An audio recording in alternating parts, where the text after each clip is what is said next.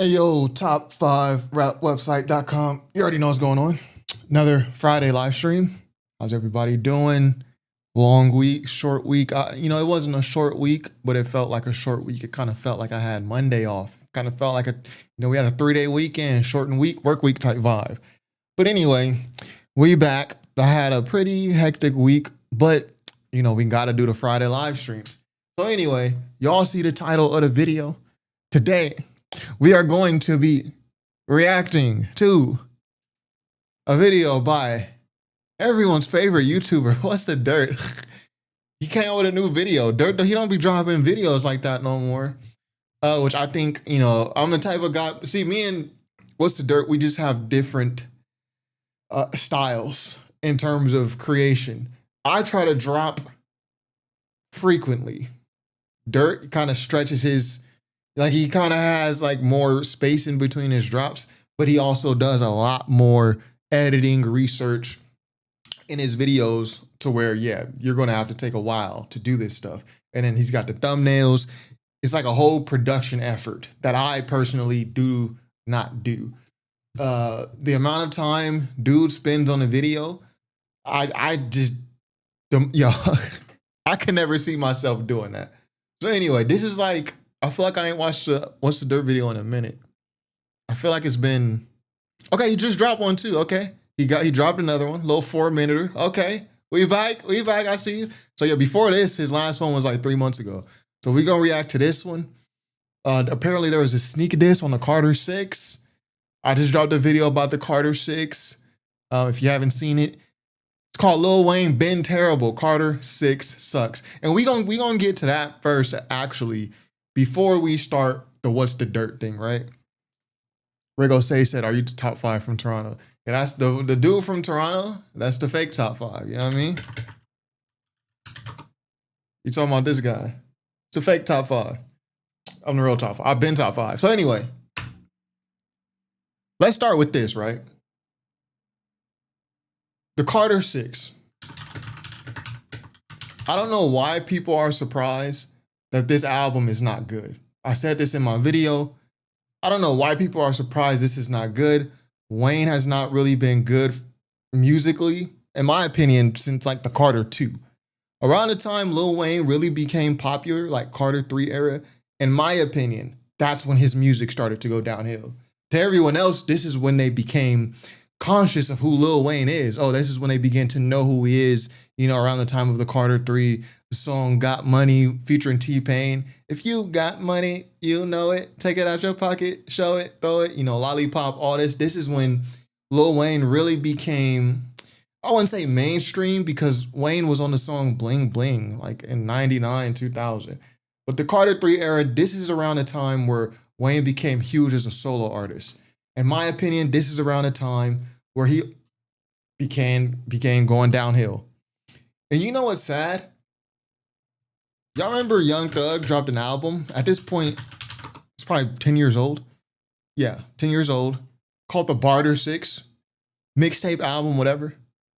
You know what's sad? This album, Barter 6, this was seen at the time as kind of a joke, kind of just an exaggeration. I mean, Young Thug, he's on the album cover. He's naked. He's holding his junk.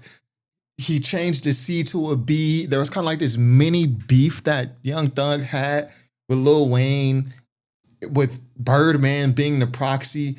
Of course, I think Birdman was involved in the release of this album. There's a guest appearance by Birdman. This was seen as kind of, I wouldn't say a joke because it's a real musical effort by Young Thug. But when we saw that Young Thug was calling this album Barter 6, obviously this is an ode and kind of a diss at the time to Lil Wayne. And at the time, Wayne didn't even have the Carter 5 out. When Thug dropped Barter 6, Wayne was on the Carter 4. So it kind of just adds to the whole joke aspect of the Barter 6. Why are you calling it the Barter 6 and not the Barter 5? We're on Carter number 4. So anyway, the sad part, this came out, the Carter 5 was repeatedly delayed between a dispute between Wayne and Cash Money Records, who refused to release the album. And then Birdman gets involved with Young Thug. Y'all remember the whole lifestyle, Rich Homie Quan, RIP, Young Thug thing. And then Young Thug drops this album. It seems kind of a diss towards Wayne called Barter 6. Now, considering how much of a, I don't want to use the word Joe, we'll use satire. Considering how much satire was involved in the naming of this album, the artwork, etc., I think we all expected Wayne's next Carter effort, especially the Carter 6. I think we all expected it to be a lot better than what Young Thug put out here. But the sad part is, the actual Carter 6 by Lil Wayne that came out recently is not even better than Young Thug's Barter 6. This is facts. Facts. The Carter 6 is not better than Young Thug's Barter 6. Facts. And I find that very sad. And it's not that the Carter 6, the margin is huge. Like, Barter 6 is way better than the Carter 6. Facts. Check. I got me a check. Got a check. Hold on. We got to listen to that right quick. Check, because this is actually one of the Young Thug songs that I like. I just went up from a mile away. You get that from a mile away. Yeah, this song alone is better than everything on the Carter 6. Yeah. Then you got the song. What else is good on the Barter 6? With that, there is no song on Wayne's Carter 6 that's better than these songs. Yes, you not cool. No, you're not boo. Yeah. Like, the Barter 6 is substantially better than the Carter 6.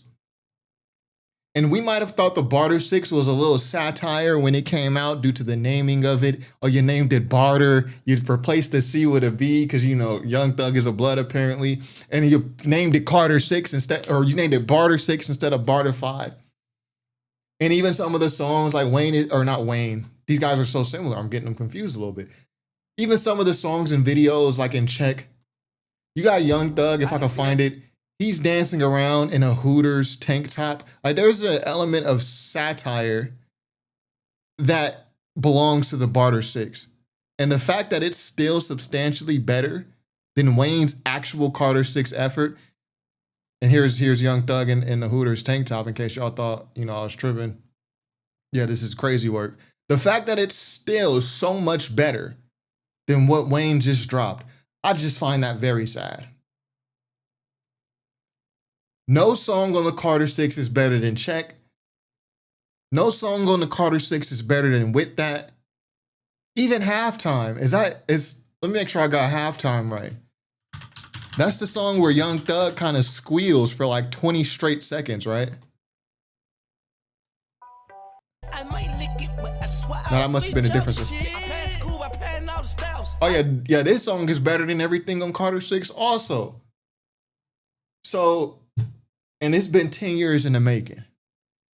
So the Barter 6 by Young Thug, come on, Wayne.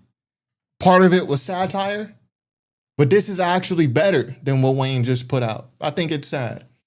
And yeah, if you're surprised that the Carter 6 is bad, I don't know where you've been. Nothing that Wayne has done in terms of his actual solo music would suggest that it's going to be anything except bad. And you know what some people are saying? People are saying, oh, well, it's growth. The reason why, because my main critique on people is how were you a Wayne fan during the Carter 3 and all that era, 08, 9, 10, 11? I'm not a human being and all of this, but how do you not like this new Carter 6 album? It's the same type of stuff. And, you know, people say, it's called growth. You grow out of the music. Growth. If it wasn't good, if it's not good now, it wasn't good then. I just don't get it, man. So anyway, yo, shout out to Young Thug for having the best Carter/Barter. Who knew that back in 2015 I get him confused. Who knew back in 2015 when Thug dropped the Barter 6 that it would be leaps and bounds better, not just a little bit better, it's clearly better than when Wayne would eventually drop the actual Carter 6. I do find that a little sad, and I'm not even a Wayne fan. I find that sad. So anyway, what do y'all think? We gonna read some of the chats, then we gonna get to that guy, Dirt. We gonna get to the Dirt video. So what's up to everybody in the chat? If y'all just watch this whole little segment, me and the Barter Six, I'm gonna post that little clip that I just did. I'm gonna post that right after the live stream. So y'all saw it first. I'm gonna post it as its own individual clip on the channel. That's why I didn't read any chats during my whole little monologue there. It's gonna be a separate clip on the channel. So anyway, What's the Dirt vid was short, talking about the album was decent, and the diss isn't worth Kendrick looking into. Yeah, Kendrick shouldn't respond to this type of thing. Carter 2 is so fire. Yeah, Carter 2 is fire. You know, hustler music and all that. Yeah, like 4 good songs. Halftime by Young Thug is better than at least 10 songs on Carter 6. Halftime by Thug is better than anything on the Carter 6. And what I like about the Barter 6, what I really like about the Barter 6 is Thug, this is for me when Thug began to carve out his own lane. Before, Thug kind of sounded really, really like Lil Wayne. But when Thug released the Barter 6, to me, this is Young Thug's first good project that I heard. Young Thug's early stuff, what was it called? I Came From Nothing and all that. It was horrible. Trash. Horrible. Barter 6 is like, still to this day, I think, Thug's best work, his best project. Now, it's not perfect. I would say it's like above average. I would say it's good. I like songs off of it, and I'm not even a Thug fan. So that says a lot. So this is actually one of Thug's best projects. And the Carter 6 ended up being probably Wayne's worst. Yeah, I miss my dogs. This is the Carter. Go DJ. Oh, yeah, you talking about Go DJ. That was on the Carter 1, right? No Ceilings mixtape. Yo, no Ceilings mixtape was cool. He got some stuff on there I could bang with. You know, first it was Elon and Trump. Now it's YouTube going after Twitch. Where we at in the chat? The irony that Young Thug has a song called Halftime on Barter 6, and Wayne could only do a halftime commercial to promote C6 as well. Yeah, Young Thug might have did some voodoo. He might have did some voodoo on Lil Wayne, you know, for this Carter 6. Because if Wayne drops Carter 6 and it's way better than the Barter 6, do we forget? It's like, is it like when Kendrick drops the Real Heart Part 6 and then everyone forgets about Drake's Fake Heart Part 6? That could have potentially been Young Thug and a Barter 6. Because Barter 6 is good, but it ain't a classic or nothing like that. I mean, some people would probably call it a classic. I was 16 in 2008, 16 years ago. Yeah, I'll be straight up. The Slime Season series by Thug is not better than the Dedications. But Barter 6 is way better than Carter 6. Yeah. I'm not really a huge Young Thug supporter. I think a lot of his music is just, in terms of albums, it's not good. He has his place. He's got his style. But yeah, the Barter 6 for me is the best thing Young Thug has done. So anyway, new videos on the channel. I think y'all seen them. I might have only dropped, 3 new videos this week? I got the Red Dead Redemption 2 Styles P joint. Or 2 videos. I feel like I did more videos this week, but I only did 2 since our last live stream, which is fine. It's fine. So anyway, let's go right into it. This is an hour 4 minutes. Believe it or so we gonna see. We're gonna see how much of this we get through. We putting it at 1.25 speed for sure. Let's go right into it. What's the dirt? Tragic fallout of Kendrick and Kanye. or not, Kendrick Lamar and Kanye West have a very respectable history. However, lately, for whatever reason, Ye has been on a full-on hate Kendrick spree. For the last several months, Ye has continuously disrespected the Compton native, and in a recent interview, he only doubles down. Anybody that Kendrick Kanye, favorite rappers don't know about rap. As a huge fan well, Kanye just wants attention. It's not even worth taking him serious anymore. of both of these artists, I immediately remembered that Kanye's comments about Kendrick in the past were literally the polar opposite. You know, Yeah. Kendrick is going to affect people in the future, right now and into the future. With Kendrick, you know, that's God MC. The craziest part about the whole thing is that no one has ever documented their full story. Kanye wishes that was him. Move. You are taking it. Well, they also had the collaboration, No More Parties in LA, right? Kendrick and Kanye over a Mad Lib beat. Yo, that's a collaboration. That's like a dream collaboration. Kendrick and Kanye over a Mad Lib beat. Away from our main event. Kendrick and Kanye have like an album's worth of unreleased songs together. That he's one of our future messengers. How was it opening for Kanye? There wasn't no verse in a year. And since Wade has weighed that list, he got a flat screen the next morning. All right, so before Kendrick became a household name, Kanye was already one of the most successful artists on the planet. Due to a 10-year age difference, Kanye obviously had a huge head start. Yeah, well, Kanye became popular in 2004, right? I mean, and Kanye was already in the industry before that. Kanye produced on the Blueprint 1 by Jay-Z, which is 2001. Yeah, so Kanye had a huge like step on Kendrick. Kendrick, compared to his contemporaries, was kind of a late bloomer. Like Drake was already popping, J. Cole was already popping, Wiz was already popping. Kendrick just kind of bloomed out a little late, like in 2011, 2012. And to put things in perspective, when Kendrick finally did catch his buzz with Section 80, Kanye already had 5 phenomenal studio albums. One of the greatest album runs in music, period. However, long before Section 80, we would see the name Kanye West and Kendrick Lamar in the same places. Way back in 2005, on the Training Day mixtape, we get a 17-year-old K-Dot name-dropping some of his biggest influences. Yeah, Kendrick used to name drop a lot back then. Even, I would say up until Section 80, because even on Kendrick Lamar EP, there's a lot of name drops on there. Like he even name drops Drake on the Kendrick Lamar EP, 2009. Like Hove, Nas, Pac, Snoop, Biggie, and Eminem. He actually brings up Jay-Z quite a bit, and then Tupac, of course. At the time, Kanye was also still a new artist. The College Dropout had only been out for just over a year. Yeah, he was a new solo artist for sure. And Kendrick would make references. It's crazy to think that when Kanye dropped, yo, when did this come out? 05? College Dropout came out 04. It's crazy to think that when College Dropout came out, Kendrick was dropping music. That's crazy. To it on this tape on a track titled Dreams. So you got Kanye West tying into the West Coast, and then he says spaceships, which was a track off College Dropout. And when it comes to this Training Day tape, Kanye actually comes up twice as Kendrick. I've actually never heard this mixtape. I've never heard this mixtape. I just have, I've heard music from Kendrick back in those days, and it's nothing that motivates me to listen to it. Family instrumental produced by Kanye. Do not hit my atmosphere. You can act like you here, but So this old 2005 mixtape is really the first time where their names both show up in the same place, or at least the same credits. Was Training Day 2005? Really? Training Day, Kendrick Lamar. It came out 05. Yeah, this is a blind spot in my Kendrick knowledge. I don't listen to this stuff. Yeah, 05. Man, that's old. That's an old mixtape, bruh.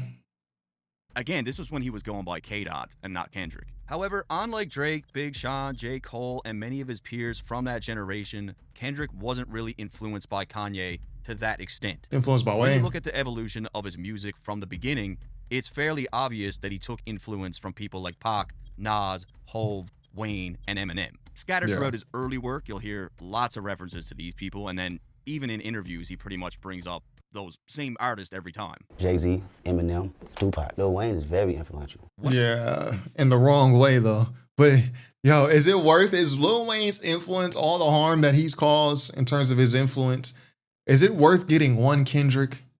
Because this kind of the Kendrick influence kind of balances that out a little bit, doesn't it? But is it worth it? Do you think What's the Dirt gets a bad rep? I don't know. What do you think? I think I get a bad rep. When I listen to a tape like No Sleep Till NYC, which dropped in I think I get a 2007, bad rep. or the C4 tape, which dropped in 2009, I don't hear much Kanye influence at all. Kendrick plays with a lot of different styles, but it's still very gritty. Yeah, more Wayne. Lyrics are at the forefront, and is primarily rooted in West Coast hip-hop. I think this is important to point out, because if you look at an artist like a Drake, or even a J. Cole, you can definitely see Ye's influence very early on. Yeah, for sure. For sure, Drake. But I feel like Drake would rap over Kanye beats. And on Drake's first album, there's like 2 Kanye beats. Find Your Love is like I'm pretty sure that's a whole Kanye song that Drake just took and re-rapped the lyrics. Find Your Love sounds like something off of 808s and Heartbreaks. But yeah, for sure, Kid Cudi. Cole, I don't really hear too much in terms of rapping. I don't hear too much Kanye in Cole. But like Drake, J. Cole used to rap over a lot of Kanye beats. Speaking of Lil Wayne, next Kendrick dropped the C4 tape, which was basically a freestyle version of the Carter 3, and Kanye's production comes up again on a track titled G-Code. if you come over, make sure that you bring drink because I'd like to get drunk. Which a lot of you will recognize as Let That Beat Build by Wayne. With the C4 tape, you'll also notice that Kendrick had now dropped the K-Dot alias and began using his real name. This really acted as the beginning of a pivot towards a more conscious lane Yeah. where he left behind the mixtape style and truly developed an identity. K. Dot. Well, he stopped rapping like Wayne. And yeah, because it sounded horrible. And then, yeah, that's when he became popular, once he stopped rapping like that. It's no coincidence, man. It's no coincidence. Was somebody that was taking niches from everybody that I looked up to. While Kanye didn't directly shape Kendrick's sound, there's no denying that he helped shift the landscape. With The College Dropout and albums that followed, Kanye proved that introspective, thoughtful hip-hop could top the charts. That shift opened the doors for artists like Kendrick. Yeah, Kendrick.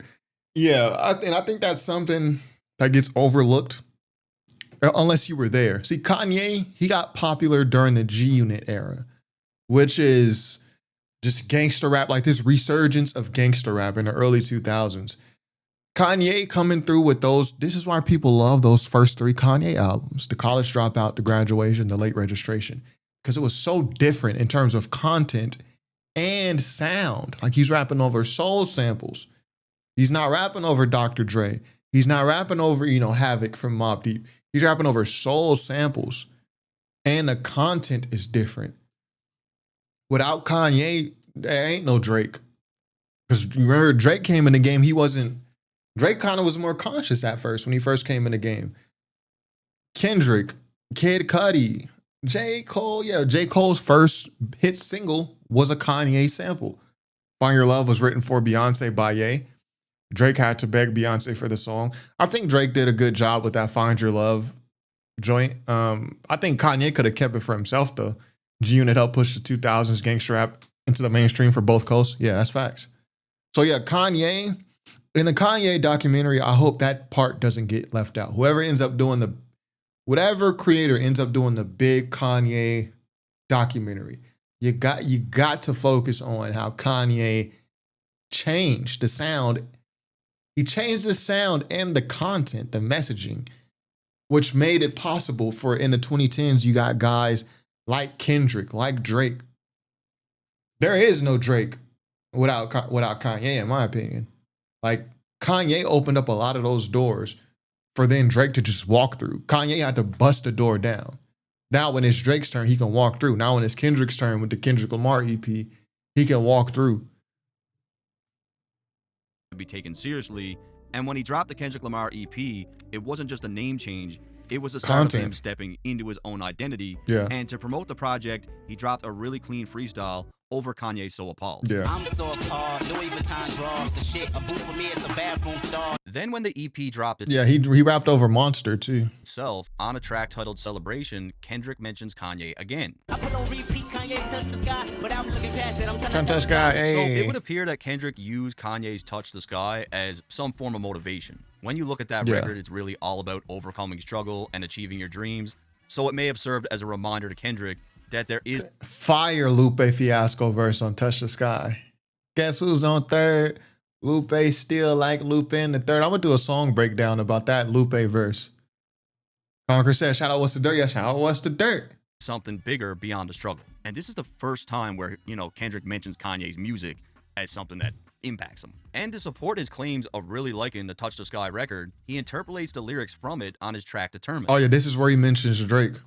But that she listening to KDOT, man, my girl split the bucket. Fuck that KFC. Before anybody wanted K-West beats, me and my girl split the buffet at KFC. Damn, these niggas that much better than me, baby. It's like, man, these niggas that much better than me, baby. Oh, see, he could have been petty and put the little shot at Drake that Kendrick had in that song.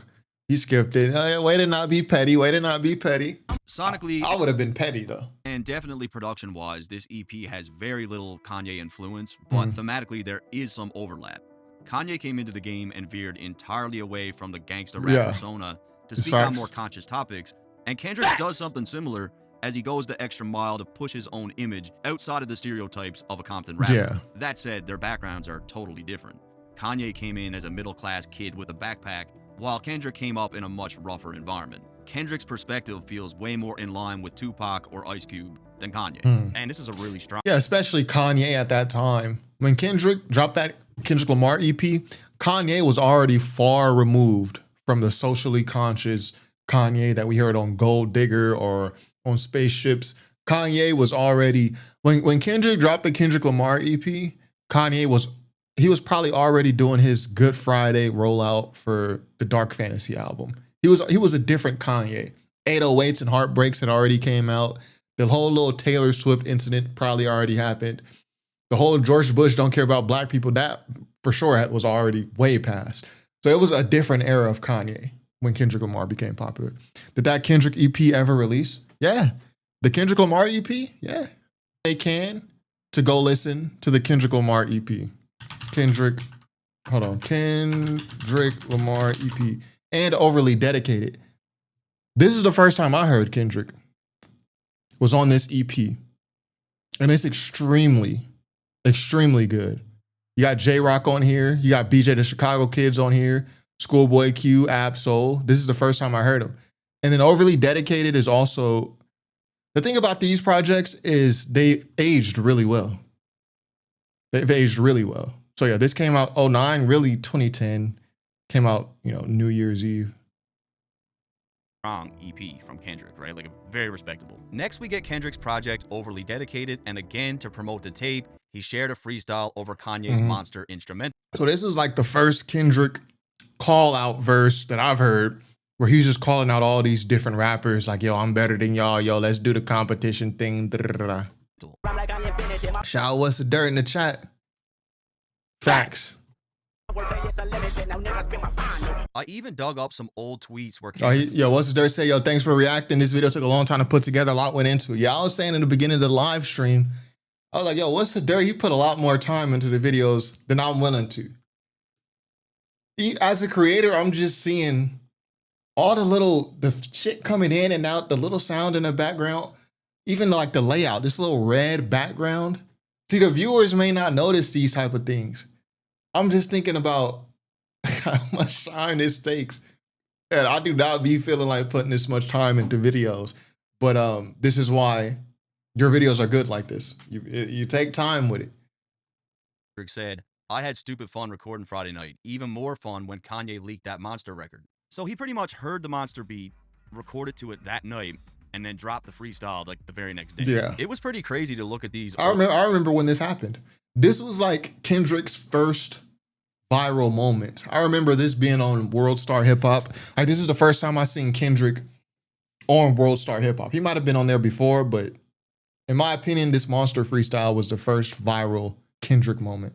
Old Kendrick tweets, because the independent grime was definitely on full display. He shares that freestyle every other day to his socials with such little engagement. It's just crazy to see, a Kendrick Lamar tweet for a freestyle with 0 likes and 2 retweets, especially knowing that Monster clip has like... Well, back then, there was no retweet button like this. It only has 2 retweets because there was no retweet button. Millions of hits now today. On the freestyle, Kendrick kind of goes with a lesser degree of the strategy that 50 used with How to Rhyme. Yeah. He names multiple rappers, including Kanye West, but I wouldn't call any of it a diss. He's just saying that he's coming for their spot. And he does the same thing on Control. That he believes he's better. And for promotional purposes, this worked pretty good because like quite a few blogs picked it up. Yeah. Then there's also the fact that on the overly...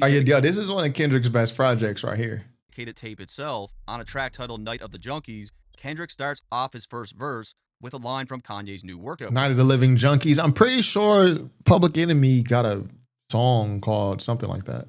And that's scary to me, don't beat, don't flow, very to me. What's scary to me, he make girls look like Halle Berry to me. However, the project that really put Kendrick into the spotlight Section was 80. Section 80, which is personally my favorite album from his discography, and on the single High Power, there is a sample of Kanye's So Appalled. Really? 5-star dishes, food for thought, bitches. Well, J. Cole made that beat. Oh, yeah, there's an interpolation. Okay, yeah. And randomly enough, Twista posted a tweet saying, is it me or does Kendrick Lamar High Power sound like Kanye? To which Kendrick retweeted. I would make that connection, but let's see what Kendrick says. And said, you're right, I bit power for a few obvious reasons. And I found this really interesting. That is interesting. I never knew Kendrick said that, and I never would have made that connection. High Power to Kanye's song Power. Myself, most of us have never drawn any sort of parallels between Kendrick's High Power and Kanye's Power. I never thought of that. Bobby Seale making meals, you can't resist his high power. Again, the two tracks have completely different meanings. Kanye talks about power in a way that is very egotistical. Yeah. He acknowledges that there is an abuse of power within a corrupt system. And y'all know Kanye don't even like this song. He doesn't like Power. To me, that's one of Kanye's best songs. I just needed time alone with my own thoughts, got treasures in my mind, couldn't open up my own vaults. My childlike, what do you say? My childlike something creativity is honesty, being prodded by these grown thoughts. Yo, he was spitting in that one. Pause. Yeah, Section 80 was go-to. Bijou Cassell said, why are you using Happy Dad What's the Dirt's video instead of you telling it in your own voice? You seem to know the history too. Why give him clicks and views? He not for the culture. Yeah, you're in the wrong place. You're in the wrong. We're not going to do the whole for the culture thing. But yeah, Bijou Cassell, you should probably just click off and go to another video on the dead homies. Where was I in the chat? This is my favorite part of the video. Okay. Oh, you've seen this already. Okay.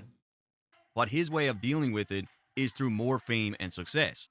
Kendrick, on the other hand, puts the concept of power right back into the hands of his people. One song is about fame, ego, and the burden of celebrity, while the other is about self-respect, black empowerment, and reclaiming power. I never would have made that connection to Kendrick Lamar's High Power and how the hook goes to Kanye West's song Power.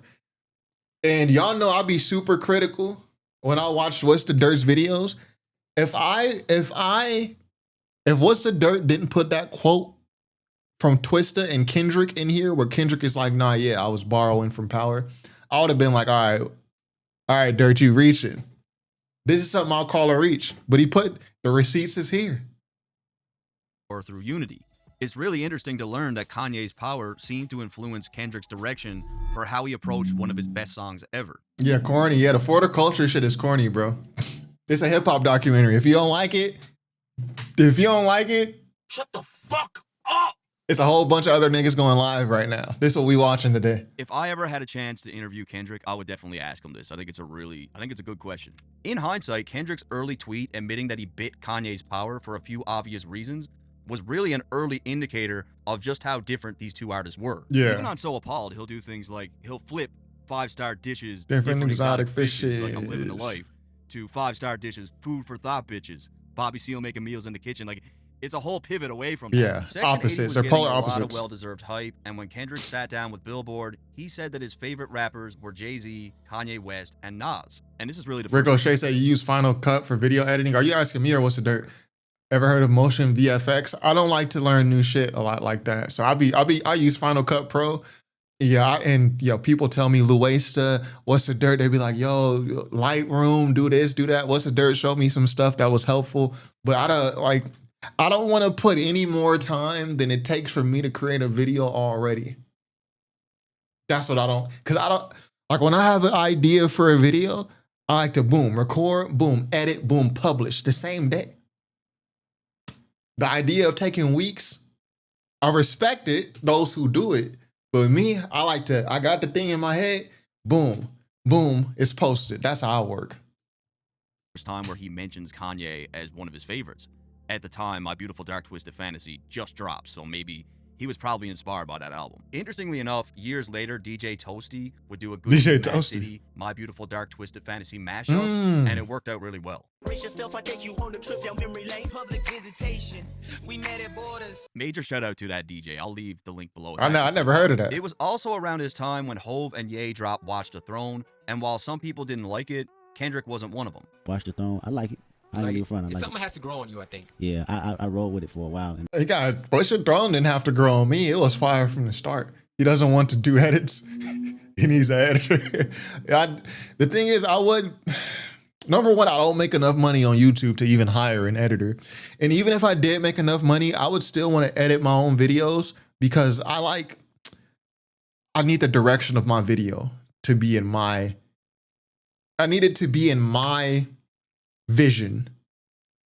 Edits, the way you edit a video can change how what you said is perceived. I don't even know if I would hire an editor. If I had made enough money on YouTube, like to the point where it's like it makes sense. I wouldn't even hire someone to like do scripts for me. I don't be reading scripts. I just go off the top.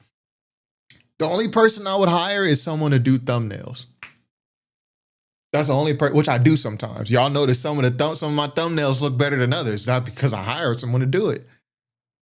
That's the only thing I would do consistently.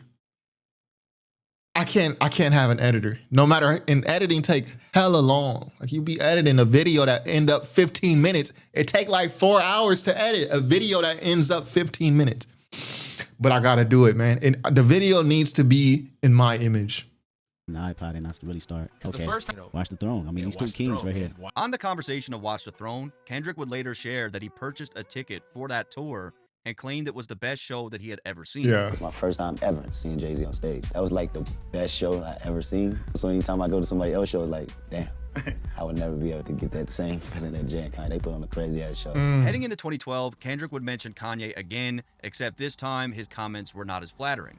Kanye had recently started dating Kim Kardashian. Yeah. And when asked about it, This is where stuff started really going downhill. Your RDR2 video was amazing. Your breakdown was immaculate. I appreciate you. There's certain videos that I post that I know are not going to get a lot of views, but I just feel like I have to do it.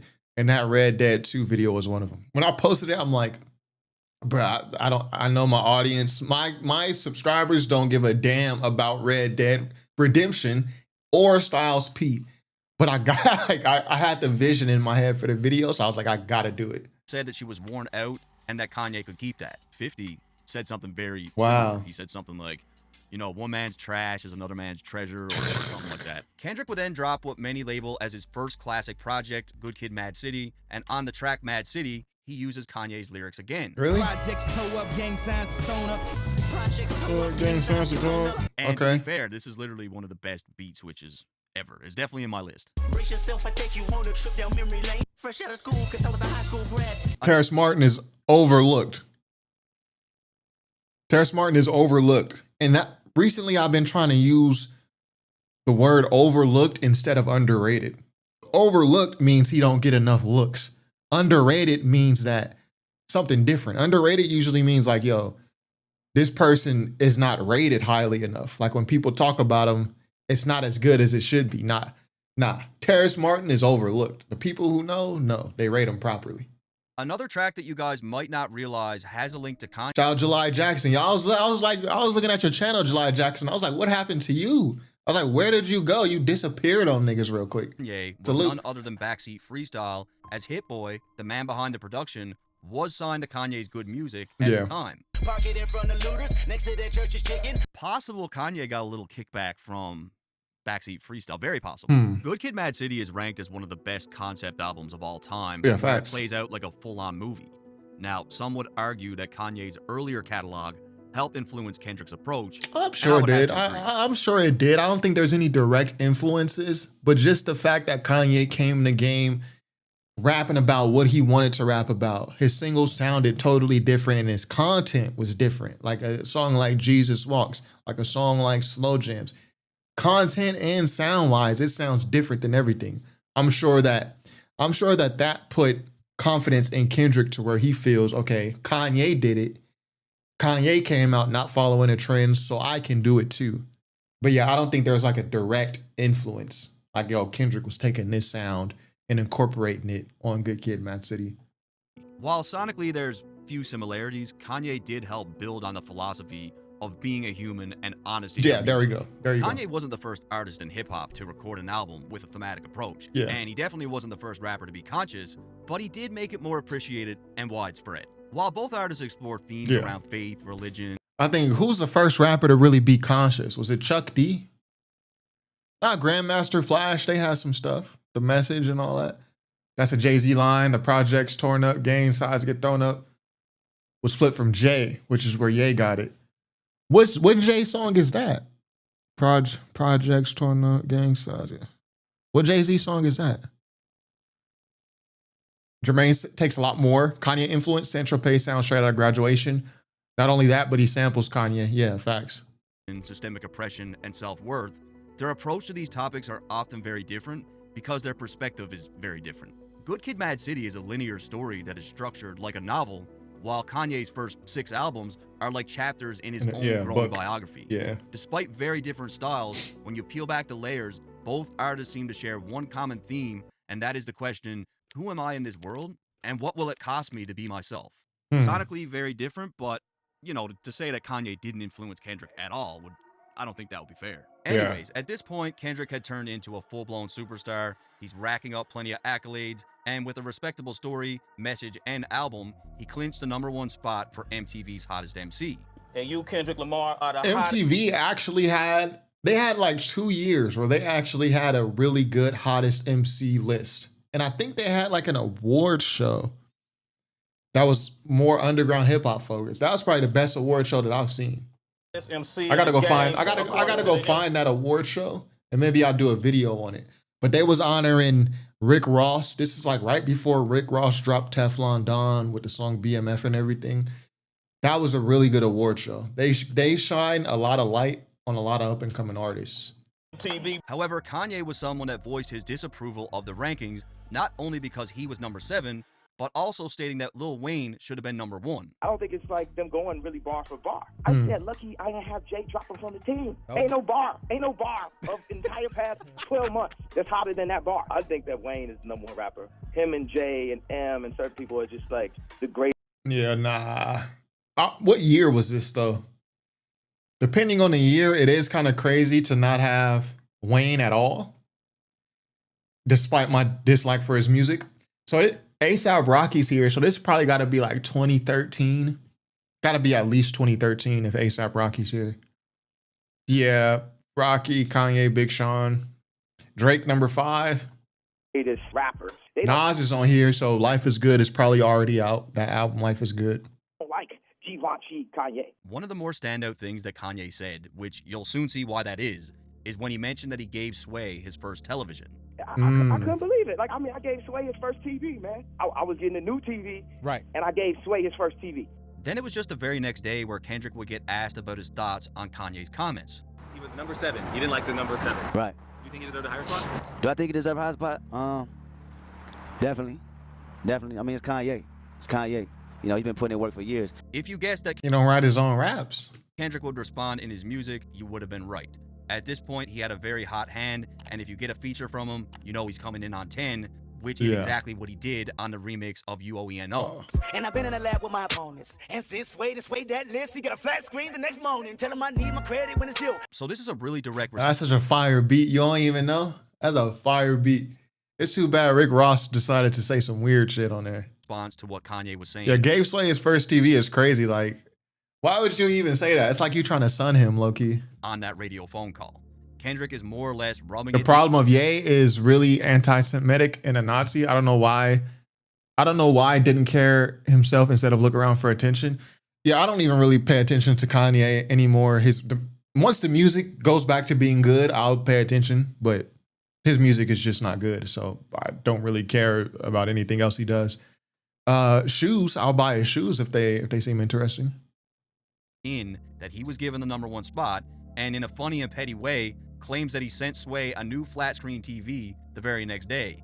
You'll also notice that he's saying he needs his credit where it's due. Tell him I need my credit when it's due. I like the energy because he's basically saying it is what it is. Yeah, you guys aren't gonna, you're not gonna little bro me. That's not gonna happen. Interestingly enough, Kanye was slated to be on that exact same remix, but for whatever reason, it never materialized. Which makes the line even harder if Kendrick knew that, that, you know, Kanye was supposed to be on it. With that said, Kanye seemed to have bigger fish to fry, like releasing his big single, New Slaves, which he rolled out. Oh yeah, so this is Yeezus era. This would have been like 2013, 2012, 2013. In the most legendary way, projecting the video onto 66 different buildings across the world. Kendrick thought this was... And the thing is, Yeezus, when that came out, people were saying it wasn't so good. It was very polarizing. Some people thought it was great. Some people thought it was horrible. Surprisingly, I was in the middle. There were some songs I liked on there. I didn't think it was completely useless. You know, songs like Blood on the Leaves, songs like Bound to.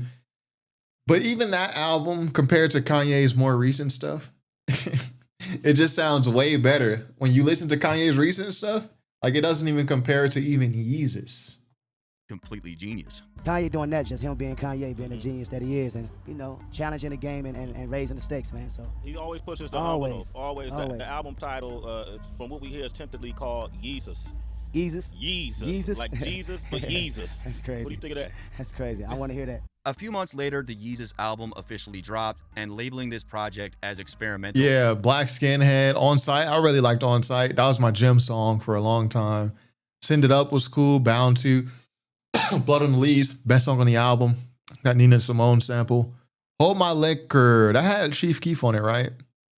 Yeah, I mean, cool little album, especially and concise, cohesive, especially compared to Kanye's recent stuff, which is just all over the place and just not good at all. Every song on Yeezus is either terrible or really good. Yeah, I was actually one of the few people that was middle of the road. I didn't understand the people who thought it was super trash, and I didn't understand the people who thought it was like this amazing, rare piece of artwork. I was in the middle. I was probably like maybe 5 out of the 10 songs, 6 out of 10 I thought was good. And then, yeah, the bad stuff is really bad. I'm In It is raunchy. I liked I'm In It. I like the production on I'm In It. Still can't believe Lupe wrote Black Skinhead. What, are you serious? You're not serious, are you? Lupe wrote Black Skinhead? Hold on, let's fact check that. Jesus. I didn't even know Kanye and Lupe worked together after Touch the Sky. See, Black Skinhead. No, you ain't lying. There he is, Wasalu. That's Lupe.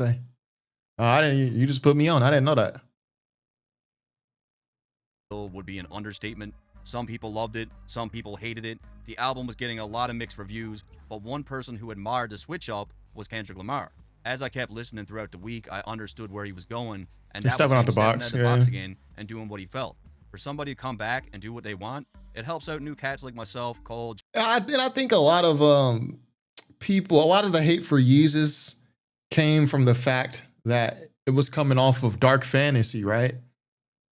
Yeezus was the album that Kanye made after Dark Fantasy. No, it was Cruel Summer. Well, Cruel Summer is a group album. You know, Watch the Throne is a collab. So yeah, that was Kanye's first album after Dark Fantasy, which everyone loved. So I think a lot of the hate for Yeezus also came from the fact that nothing was going to be as good as Dark Fantasy. They worked together on Child Rebel Soldier. Oh yeah. But Child Rebel Soldier, I mean, that didn't really materialize into what it was supposed to. Drake, whoever. So salute. I think what Kendrick admires about like Yeezus the most is the risk-taking aspect and, you know, doing whatever you want. At the end of the day, Kanye's opinions didn't matter to Kendrick because in his mind, he felt that he was number one. Yeah. And he was about to let the whole world know about it. Trying to make sure your core fans never heard of you niggas. At this point, you all know the story of Control, but an interesting thing to note is that out of all the MCs that Kendrick mentioned, Kanye's not on was there. not one of them. Kendrick, Jigga, and Nas, Eminem, Andre 3000, Bunch of Main Code, Big Crit, Wale, Pusha T, Meek Mills, A$AP Rocky, Drake, Big Sean, Jay Electron, Tyler McMillan. In saying that, even though he wasn't mentioned, much like the culture at large, Kanye shared some praise for Kendrick's verse. It's kind of like when Jay-Z did Death for Autotune. That was a necessary moment. If I made a diss record of myself, I would kill me. So if Kendrick wasn't on Kanye's radar before, he definitely... And the funny thing is, people really love DOA, Death of Autotune by Jay-Z. But that didn't kill anything. Like, that was not the death of Autotune. People still use Autotune to this day. Probably more than they did back then. The only Kanye album I heard was Graduation, and I only listened to it to see if it was better than Curtis. You only listened to one Kanye album? Are you serious? Graduation is the only Kanye album you've listened to? What? No. No. He was now, and just 2 weeks after Control dropped, Kanye ran up to Kendrick at the MTV Awards and personally asked him to be an opening act for his Yeezus tour. Now, TDE did not want Kendrick to go on this tour because they wanted him recording, but Kanye would not take no for an answer. He even went out of his way to find a tour bus with a studio on it just to entice Kendrick to join. I don't think that happened. Stock into their shows and into their performances, so it's a perfect fit. Kendrick also shared that he was impressed with the direction that Kanye wanted to take for the tour, saying, Kanye said he didn't want to make it seem like we were just the opener. It was dope to have the actual headliner of the show want my show to be just... Did Kendrick open? Did this actually end up happening? As good as his. And this was something that Kanye spoke about. Where people be sunning, they open an act. Like, they'd turn their music down, they be doing that, they be doing that. And it's like, man, we need to be giving the people younger than us as many resources as possible, as opposed to holding back those resources. So just like that, Kendrick puts pen to paper and officially joins the tour with Kanye. I didn't know that. I know Travis Scott, who was Kanye's artist, ended up opening for Kendrick Lamar during the Damn tour. I remember that. I didn't know Kendrick was on the Yeezus tour. I mean, I also didn't look it up, but Yeah, fun fact. who claimed that he was excited to speak with Kendrick to give him as much game as possible. I'm just looking forward to the opportunity to speak to this brother as much as possible.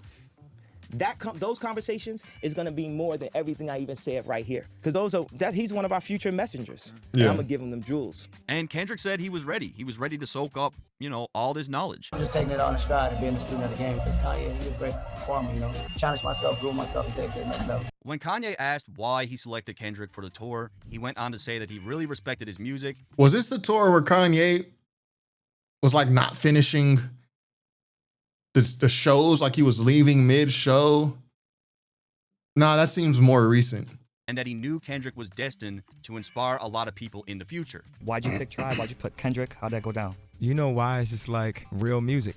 Things that affected you, like Tribe affected me. It's a lot different than what Kanye is saying nowadays about Kendrick. Oh, if Kendrick your favorite rapper, you don't know rap. Man, shut up. Kendrick is going to affect people in the future, right now and into the future. Just picking artists that you respect and enjoy. With that said, while many assumed that they would spend a lot of time together on this tour, that simply wasn't the case. A writer named Liz Goodman, who was doing a story on Kendrick, followed him around for 3 full weeks and claimed that she only saw him with Kanye one time, and that exchange lasted. Oh, Life of Pablo tour, yeah, okay. Which yeah, could yeah. be for a number of reasons, right? This is just my theory, but I believe TDE looked at this tour as a business opportunity first.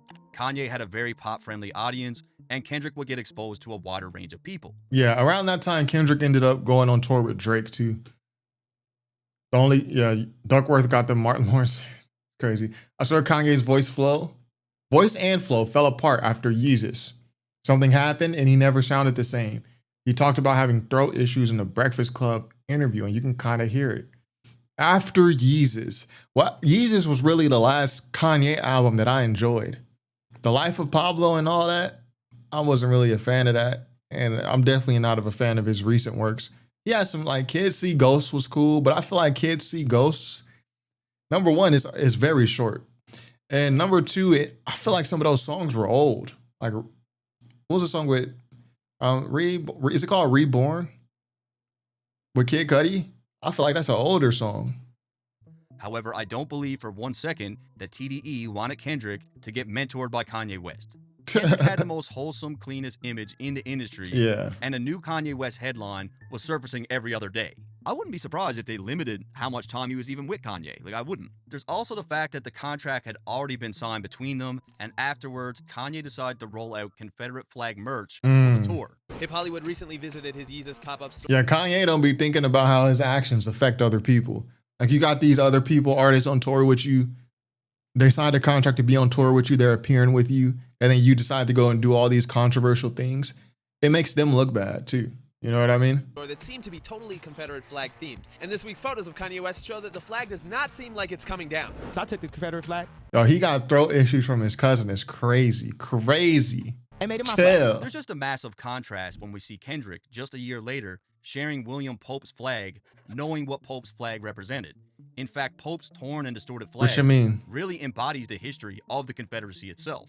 I would be shocked to learn that, like, Kendrick or TDE Punch or any of those guys fuck with this merch. Speaking of TDE Punch, my theory about keeping Kendrick away from Kanye could be totally out to lunch. While I'm sure some of you saw Punch recently call Kanye out, he's got a far longer history of doing the opposite. Since 2010, there are countless TDE Punch tweets that are in full support and admiration of Kanye. Yeah, I mean, yeah, two things can be true at once. He can think Kanye makes great music and also thinks he tripping. He's got so many tweets admiring Kanye, like, even in times where the world had turned against him.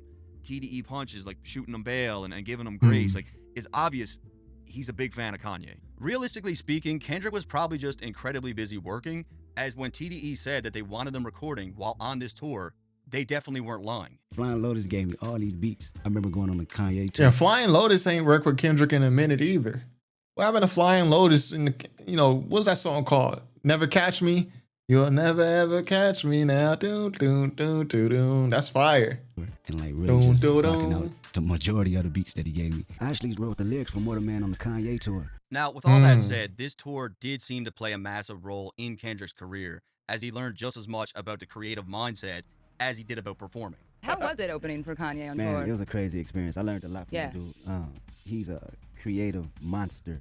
you know, on audience. Crazy creative, yeah. Not just on the music, but just Y'all see how much work goes into these videos, man? Everything What's the Dirt say? He got like an excerpt from an interview that she had to sit there, record the interview, post it, cut it, put it in a video. I'm not doing this much work for a video, man. Even like some of my song breakdowns, see my song breakdowns, that's when I do the most work for a video. And I'll be feeling like that shit takes so long. I really got to take a whole day and do this, man. I'll be doing 7 hours, you know what I mean? This is, you know, you gotta respect the craft, man. You know, and performing as well, you know, and you know, bringing positive energy and a whole new light as far as the culture of entertainment. Kendrick would later expand on this Eyes by above. saying, Kanye taught me to never downplay. Shout out what I Auto feel. Ghost in the I chat. learned to always stay as creative as possible and never have any boundaries. And, you know, any creator will tell you that sort of knowledge is really, it's invaluable. Shortly after the tour was announced, we also get to hear my favorite Kendrick feature ever, which was Nostalgia with Kanye's artist. Oh yeah, Pusha T, Nostalgia. That's a great song. You ever seen a bad body? Pusha T. Smokers repeatedly buying my Sega Genesis, either that or my auntie was stealing it. While we did hear Kendrick over Kanye's production on mixtapes and freestyles, the Nostalgia record marked the first official time where he was sent a fresh Kanye West beat that had his name on it. I must have played this record 10,000 times that year. Go figure, motherfucker, every verse is a brick. Your son dope, nigga. Yeah, this is probably Kendrick's most lyrical verse. He don't really be, Kendrick is lyrical, but he don't be trying to do, from what I've heard, and I've heard everything, right? Except, you know, everything post Kendrick Lamar EP. He don't really be trying to do like too much, you know, in terms of being super lyrical. But this verse, this is an anomaly. This is a verse where he's decides, I'm about to just be super lyrical on this. Would have done a lot of work, increases your views tenfold. It's the opposite. It's actually the opposite. What I found is like my video with the most views, there was no edits like down there. My video with the most views, like I forgot to turn the fan off. So if you put headphones on, you can hear the fan. The sound is all fucked up. Like there's this undercurrent. Like I just took a random image off of Google for the thumbnail.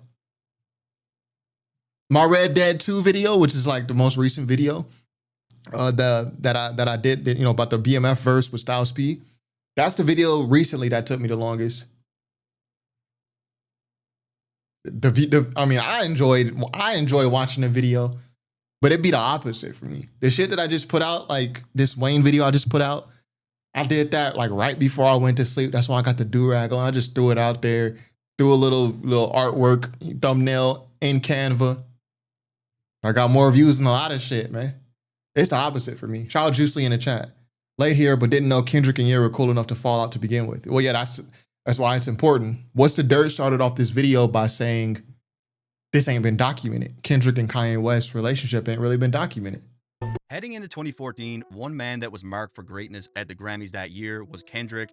However, it's at this point where we get the infamous Macklemore snub, yeah. They also won the highly coveted award for Best Rap Album for their album, The Heist. However, Macklemore didn't just beat Kendrick that night, but also Kanye, who shared his thoughts about the situation. Being someone who has never shied away from sharing his thoughts about the Grammys, Kanye went into an onstage rant where he was really just pissed off that Yeezus only received 2 nominations that year. But only gets 2 nominations from the Grammys. What are they trying to say? So he wasn't really going to bat for Kendrick at all. He was really just going to bat for himself. One organization that did see Kendrick's value was the NBA. As he was selected to perform at the All-Star game that year. While a lot of people were excited to see him perform, the sneaker community made noise for a completely different reason. On tour that night, Kendrick was wearing the easy Red Octobers, yeah. I guess being on tour with Kanye did come with some benefits, as the sneakers sold out in less than 10 minutes, and it's believed that less than 5,000 people really love these sneakers right here. These Red Octobers. I remember when these came out, people loved them immediately. Styles P should be rapping about Contra or some ish. We don't need to hear Red Dead 2 bars from him. I like the Red Dead 2 bar, personally. Pairs exist. I wanted a pair when they came out. I want a pair now. Yeah. They're just way too expensive. However, the sneakers itself had zero like Mike effects. At this point, it was abundantly clear to everyone that the personality traits of a Kendrick versus a Kanye were very different. Why is it that you wouldn't date a celebrity? You have kind of managed to stay out of that limelight. Personally, I feel, you know, it takes away from the music. A lot of times, you know, you become more of a celebrity than an artist. You know, your name is in the headlights and the blogs. My thing is, if you already a celebrity and you rich, why would you want to date another celebrity, like someone with the same lifestyle as you. Y'all constantly touring, y'all constantly having y'all schedules conflict. I feel like if I was a rich and famous celebrity, I would want a girl that's the opposite. A girl that can always be there when I need her. When you date another celebrity, y'all both got conflicting schedules constantly. Y'all both are constantly in the news, constantly being hounded by paparazzi, all this type of stuff, constantly in social media talks. All this stuff affects your relationships. Like you constantly getting sent things that the other person did because y'all both celebrities. I mean, that's the easiest explanation for me. Yeezys were overrated. I only have foam runners. I do like the Yeezy 5, what are they, the 500s? The all black joints, those was nice. What do you think about Trump pardoning YoungBoy? I don't know enough about that situation to even speak on it. Red LeBron, $5,000, what? Not for your song you put out, but, you know, for the propaganda around it. It's all entertainment more so than the music. And he has held on to this firm, this principle of only speaking into music. In 2015, Kendrick finally secured his first Grammy To Pimp a with Butterfly. Butterfly, and his next move would only yield more future trophies as he dropped his sophomore album, To Pimp a Butterfly. Yeah, this is like around the era where Kendrick became the industry darling. Around this era. After this, yo, the Grammys did not snub Kendrick anymore. While sonically this album was Someone told me Yeezys look like Crocs that melted in the sun. I like the Yeezy foams. It took a while to grow them, though. But I think they look better than Crocs. not comparable to Kanye's Yeezus, both albums shared similar themes like modern day oppression, racism, materialism, addiction. They just did it in Presented, very different ways. presented differently. With that said, one thing that these projects did have in common was a complete pivot from their previous sound. To Pimp a Butterfly for a sophomore album was a massive risk that worked out extremely well. When you take into account that Kendrick had already shared his admiration for Kanye's switch-up with Yeezus, and pair it with the fact that he claimed Kanye taught him to have zero boundaries creatively, it's very possible that Ye had some influence on To Pimp a Butterfly. His approach sets him apart just because he's not scared. He's not scared of failure. Period. What do y'all think of that? Do y'all hear Kanye influence on To Pimp a Butterfly? I think, again, if there's any Kanye influence on To Pimp a Butterfly, it will be indirect. Kind of what Kendrick is saying. Like, yo, he just taught me not to be scared, not to fear, not to da-da-da. But I think this is just Kendrick exchanging pleasantries. Like, I don't think Kendrick was thinking of Kanye when he made this, when he made To Pimp a Butterfly. What do y'all think? I agree. When To Pimp a Butterfly dropped, it took a long time to get past one. Wesley's Theory is a masterpiece. Yeah. I think that's a reach. I don't know. Even if Kendrick is here saying it, like, because it's not just What's the Dirt saying it. It's What's the Dirt. He's providing the clip of Kendrick saying what he's saying about Kanye and his influence on the album. I think it's just Kendrick exchanging a pleasantry. Like, yeah, he taught me to be fearless and da-da-da-da. I don't think Kendrick was sitting there thinking of Kanye when he made To Pimp a Butterfly. I went to Target today and they were playing Common. I was so angry. Why they can't do my man Common like that? What's wrong with that? They can't play. Being played in Target mean that you mainstream. Shout out to Kanye, to Common, not Kanye, to Common. Kendrick seems to quote Kanye a lot. A lot of people quote Kanye. To Pimp a Butterfly was his own thing. After T-Pab, the Grammys treated Kendrick like he's the second coming of Michael Jackson. Yeah, after To Pimp a Butterfly, that's when he became industry darling.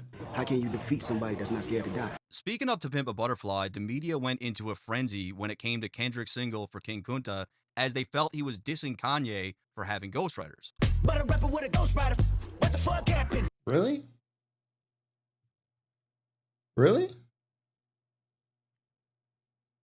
Was the Drake whole ghostwriting thing, was that out when King Kunta came out? Drake Meek Mill? I have it in 2015, but like what month? Because To Pimp a Butterfly came out in 2015. I've always taken that as a shot at Drake. March. But when did King Kunta, when was that released as a single? March 2015. And when did the Drake Meek Mill stuff happen? Beef. Rico. What month did it begin though? Yeah, I think that came a little. I think the Drake and Meek Mill thing, or better, I guess the better thing to look up is the back to back Drake release date. Yeah, July. Meek Mill, Drake, ghostwriting tweet. That's actually what I should be looking up. Here we go. July. Yes, it happened in July. I always took that as a shot at Drake, especially since Kendrick and Drake had been throwing little shots at each other. Meek hinted at it before he actually exposed it, right? He probably knew Drake had ghostwriters before it went public. Well, it was already out. Like, no? Or y'all saying he hinted at it? But yeah, I mean, I could be wrong. Because we been knew that Kanye had ghostwriters. Drake had leaks because when Drake dropped Summer 16, Meek dropped War Pair, quoting his bars later that day. As we know now, these lines were about Drake. Kendrick just knew about the Quentin Miller shit before the story broke. Sure. In a two-man sale. While on the topic of hiring writers, it was around this time where a Quentin leaked Miller. version of Kanye's All Day surfaced, and the man heard behind the beat was none other than Kendrick Lamar. Many fans All thought day, that nigga. the leaked record was a remix of Kanye's original track. Man, that's the but reference this simply track, bro. wasn't the case. The verse heard by Kendrick on that leak wasn't a remix at all, but a reference track. Yeah. It turns out that Kendrick was hired to write for Kanye, and although he didn't use all of Kendrick's material, you can still Took see the that flow, he used some of the it structure. on the original version. 24/7, 365 days, everybody getting paid. Nigga looking at me like I'm worth both MJs. 24/7, 365 days, everybody getting paid. Niggas looking at me like I'm worth both MJs. That's why when you look at the credits for the original Yeah. track, Kendrick is listed as a writer, along with a bunch I of thought everyone knew we had ghostwriters, so Kendrick saying "swear I wouldn't tell" makes no sense. Yeah, that makes sense. All day is hard, yeah. Saying the All guy day, that nigga. you hired to write for you can't rap is crazy. Anyways, To Pimp a Butterfly was getting a lot of praise across the industry, and Kanye took to Twitter to give his perspective.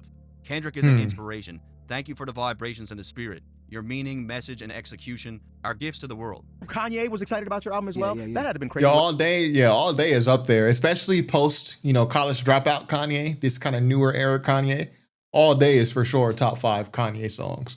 Wake up and see all those tweets? Yeah, definitely, because all of those individuals are artists that I respect Sure. and have been respecting before my time. When you talk about Kanye, when you talk about Snoop, these cats, that actually inspired me to do what I do. And so to have that same type of respect, from people that you admire. Shout out Shoba in the win-win chat. on the artistic level. With all that said, as impactful as To Pimp a Butterfly was, Kanye's next announcement took boldness to a whole other level. Do the T-Lop. Decided in 2020 Gotta run for president, yeah.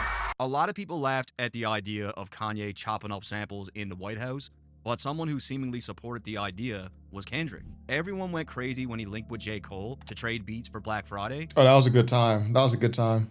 and Kendrick didn't miss the chance to sneak in Oh, we got 81 people in the chat. Yo, like the video, hit subscribe if you're not already. That's all we ask. lines about Ye.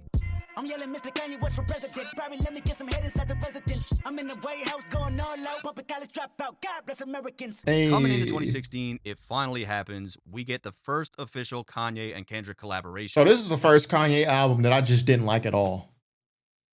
I remember I was living on the East Coast at the time. Shorty came out. She came out, flew out to visit me, and this album came out probably like that week or that day. Actually, it came out that day, and she was a huge Kanye fan. She a Cudi fan, Kanye fan. We listened to this, and she was just so disappointed. Oh, she was so disappointed. We had to stop listening midway. Man, I bought cannabis. I bought weed for the event. We knew Kanye was dropping. I bought weed for the event. It was a whole thing. We sat back, we lit up, and we put this album on, and we was just straight up disappointed. Later, she would go on to listen to the album, I guess, in her own time, and she started to accept some of the stuff that was on the album. I never really was a huge fan of it, still not to this day. This is the first album Kanye dropped where I was like, this is horrible. And every other thing he's dropped since then has just gotten worse. Yeah, July Jackson, Kanye, a funny dude. The Life of Pablo is weak. Yeah, been weak ever since. I agree. Really, Yeezus, but I liked some parts of Yeezus. But in retrospect, Yeezus was when that was like the beginning of the downturn. Still sober? Yeah, I'm still sober. I don't smoke or drink. I'll drink it if I'm on vacation. I'll probably go to vacation like 3 times a year. And I'll drink. I'll have a beer. Like I'm going to Napa Valley soon. Like this summer, I'm going to Napa Valley. So I'll drink, obviously, have some wine. But yeah, like in my normal life, I don't just sit and have drinks and I don't smoke at all. So yeah, I'm sober. No more parties in LA. Hey baby, you forgot your Ray-Bans and my sheets still orange from your spray tan. Well, cutie, I like your bush booty. Come here, come do me. Well, a lot of people claim that Kanye had the better verse, but nah, I think Kendrick wrote Kanye verse. You guys leave it in the comments. It's like when people say, yo, J-Rock watched Kendrick on Money Trees. Yo, J-Rock, he watched Kendrick on Money Trees. Don't Kendrick write his rhymes? How you gonna watch? Yo, imagine you wrote dude verse and then people got the audacity to be like, yo, he watched you. He watched you. You don't even know I wrote his verse, man. Troy, why do you think things went left after Yeezus? I would have to say after Yeezus, I would need to pull up Kanye's timeline of things that went on in his personal life. I think something maybe in his personal life happened. I don't know. But Yeezus I thought was fine. But in retrospect, you can kind of see like the direction is changing. Like this nigga's turning crazy, basically. Shout out to all the sober homies, yeah. Shout out. What's the deal? Shout out Aaron in the chat. When speaking on the collaboration, Kanye literally called Kendrick the God MC. With Kendrick, you know, that's God MC. Kanye would then set Twitter on fire when he shared a photo of both himself and Kendrick in the studio, and based on my research, this is the only photo that they have together. Actually, I did find another one. It's still in the studio. I'll put it up here somewhere. In saying that, the studio session... How does he find all this? How do you find this? Wait, Kendrick wrote J-Rock's verse? I believe so. Kanye sounded like an idiot when he said he watched Kendrick. When Kendrick helped write his verse, right? Like, come on, man. Seem to have been very productive, as according to Kanye, they recorded up to 40 tracks. And Consequence later confirmed that they did have enough music to make a full album. Beats. Have you heard these songs? Yeah, it was over Madlib beats. There's like an album's worth of Kendrick, Kanye songs over Madlib production. Yeah. What happens to this music? Yo, we need to hire. Well, I don't endorse this type of thing, but yo, if a white hat hacker wants to go and leak all that, you know, Kanye and Kendrick an album's worth of songs rapping over Madlib beats. Yo, we need that, man. Facts. We need that. I wonder if Kanye or Kendrick. I wonder if Kendrick didn't enjoy rewriting his verse 17 times after turning in his verse on No More Parties in LA. Bad rapper etiquette. It's rumored Jay had an issue with Dot for adding another verse on Bitch Don't Kill My Vibe. And also Big Sean rewrote his verse on Control after he heard Kendrick's verse. Shout out to Bootleg Kev. Yeah, I've never actually had a bad interaction with Bootleg Kev. So a lot of these guys end up talking shit about me, but not Bootleg Kev yet. So yeah, shout out Bootleg Kev. And what's it sound like? Yeah, I heard everything. Yeah, it was there. It's there. It's crazy. Coming off the release of No More Parties in LA, Kanye finally... Consequence also seems like he's capping a little bit. So I don't know how much of that I'm willing to believe. He seems like he might be capping a little bit. He dropped his next project, The Life of Pablo, and Kendrick only had good things to say about it at the Grammys. What was your reaction to Kanye's new album and some of his controversial lyrics? Oh man, Kanye is incredible. Period. You know, and he gives us the light to express ourselves the way we want to since day one. So whatever he says, that's how he feels, and he's going to get it off that way. Speaking of the Grammys, it was on this night where Kendrick delivered a very politically charged show, which triggered Trevor Noah to say, Kendrick is what Kanye would have been if the Kardashians didn't get him. And he's... Yeah, that was a good performance, especially for what was going on in the world at the time, for Kendrick to do that. That was a good performance. Shout out Aaron in the chat with the baggie. Shout out to the top fivers, lurkers, hit that like. I believe we're called the toppers though. Pause. You know what I mean? Sorts of comparisons like didn't stop at Trevor Noah. BET's Paul Mera wrote an entire article about the exact same topic, saying, Kendrick Lamar is Kanye West without the reality baggage, misplaced anger, or sexist statements. He's the George W. Bush doesn't care about black people of our time, but with the ability to put it together in a way that West doesn't do anymore. There were a lot of articles and blogs. Well, it was because fans. The issue is at a certain point, Kanye started speaking more for himself. Now to July Jackson's question, if I were to answer the question of Why do I think things went left after Yeezus? Musically, I think there's actually a personal reason. I just don't know enough about Kanye's personal life. But there seems to be like a sharp shift in mindset. I don't know if it was drugs. I don't know if it was he lost someone around him. I don't know the whole timeline of things. Donda and all this, I don't know the timeline like that. But what I do know the timeline of is what happened musically. And at a certain point, Kanye started speaking more for himself in his music. Before it was Rhyme Fest. Rhyme Fest is the college dropout, gold digger, or the late registration. A lot of that, what we love about those Kanye songs is Rhyme Fest, the rapper from Chicago. Rhyme Fest, Jesus Walks. It's Rhyme Fest. I'm willing to bet you on Dark Fantasy, that song Gorgeous. Is hip hop just a euphemism for a new religion? Soul music of the slave that the youth is missing? Rhyme Fest. At a certain time, when Rhyme Fest, who's more conscious and he's more lyrically coherent, but if Kanye fell out with him, which I'm pretty sure happened, I'm pretty sure I saw an interview with Rhyme Fest where he confirms that they kind of had a little falling out at some point. That's when Kanye started speaking more for himself.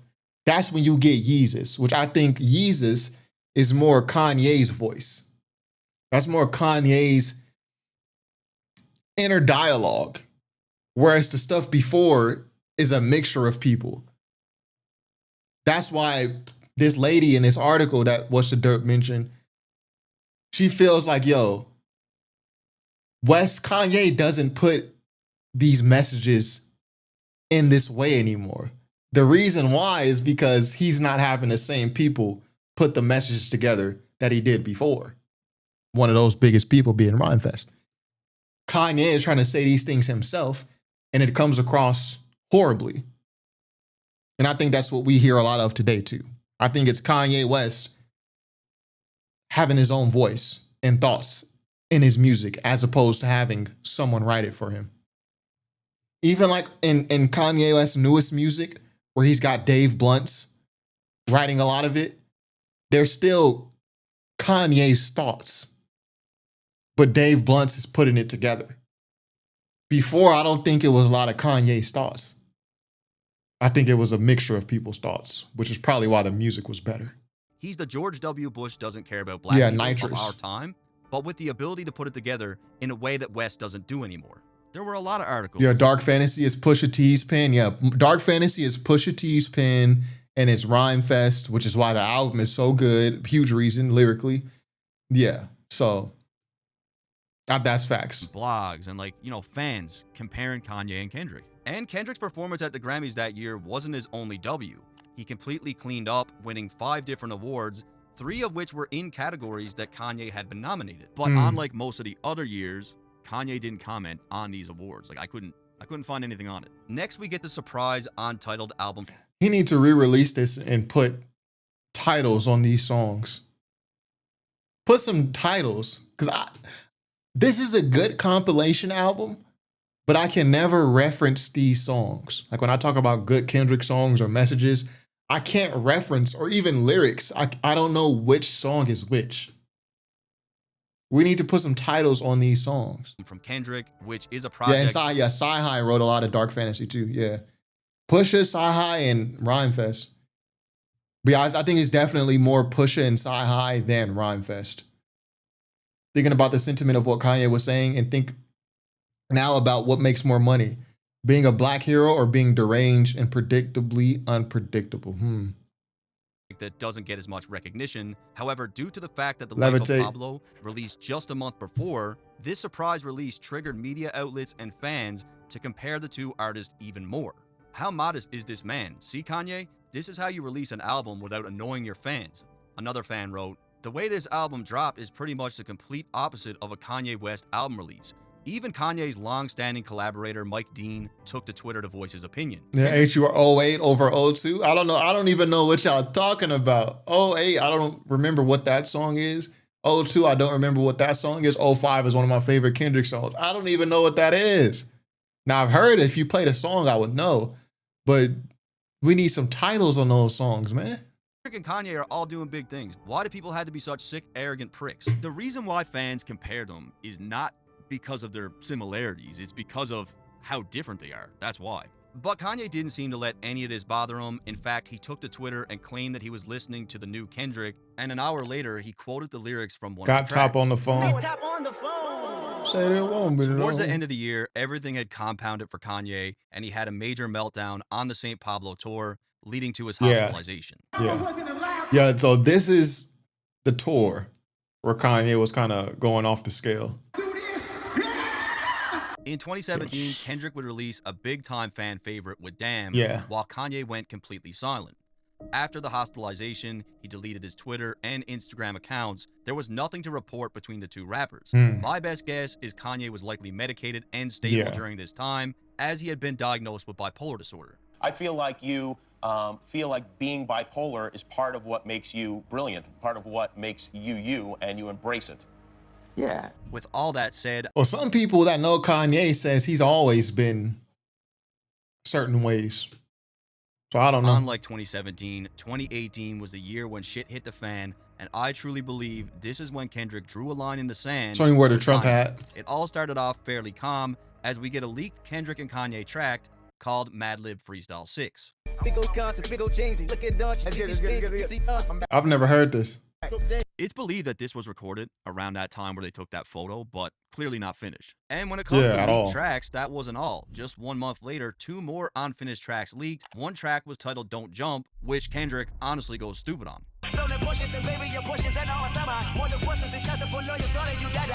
Never heard this either. Kanye sounds pretty good too, to be honest. I think this had potential. The second track that was leaked was an earlier version of Kanye's Father Stretch My Hands 1. It's really unclear. Dang, that don't sound nothing like the final version. As to why Kendrick's demo didn't make the cut. Yeah. Some might say this was another reference track, but I don't believe that to be true because Kendrick is definitely rapping like he's Kendrick. It just doesn't quite seem like... Yeah, No Church in the Wild is the most flagrantly ghostwritten song I've ever heard. Kanye sounds exactly like Push. Flow, tone, bars, everything. Yeah, I've never actually thought about that, but yeah, I think you're 100% right. Feels on the mausoleum floor. Even the diction, mausoleum. Kanye, you do not talk like that. Yeah, that's Pusha T's back for sure. Reference track to me. Shortly after the tracks leaked, Kanye made his triumphant return to Twitter, and chaos immediately ensued. In a series of tweets, Kanye claimed that he loved Donald Trump, saying that he respected independent thinking, and showed off his new MAGA hat. And really, I think this is the point where Kendrick... This is when it was controversial to wear a MAGA hat. Now people wear the MAGA stuff. I mean, I don't even get mad anymore. I just be like, whatever. I think he had enough. At an alarming rate, Kanye was losing followers on Twitter, with one of those people being Kendrick. Some might say this was a drastic reaction, but Kanye's new political views were the polar opposite of the message. He looks so much younger too back by the then. man who wrote To Pimp a Butterfly. But I love this guy right here. Let me give this guy a hug right here. I love this guy right here. Yeah, come in.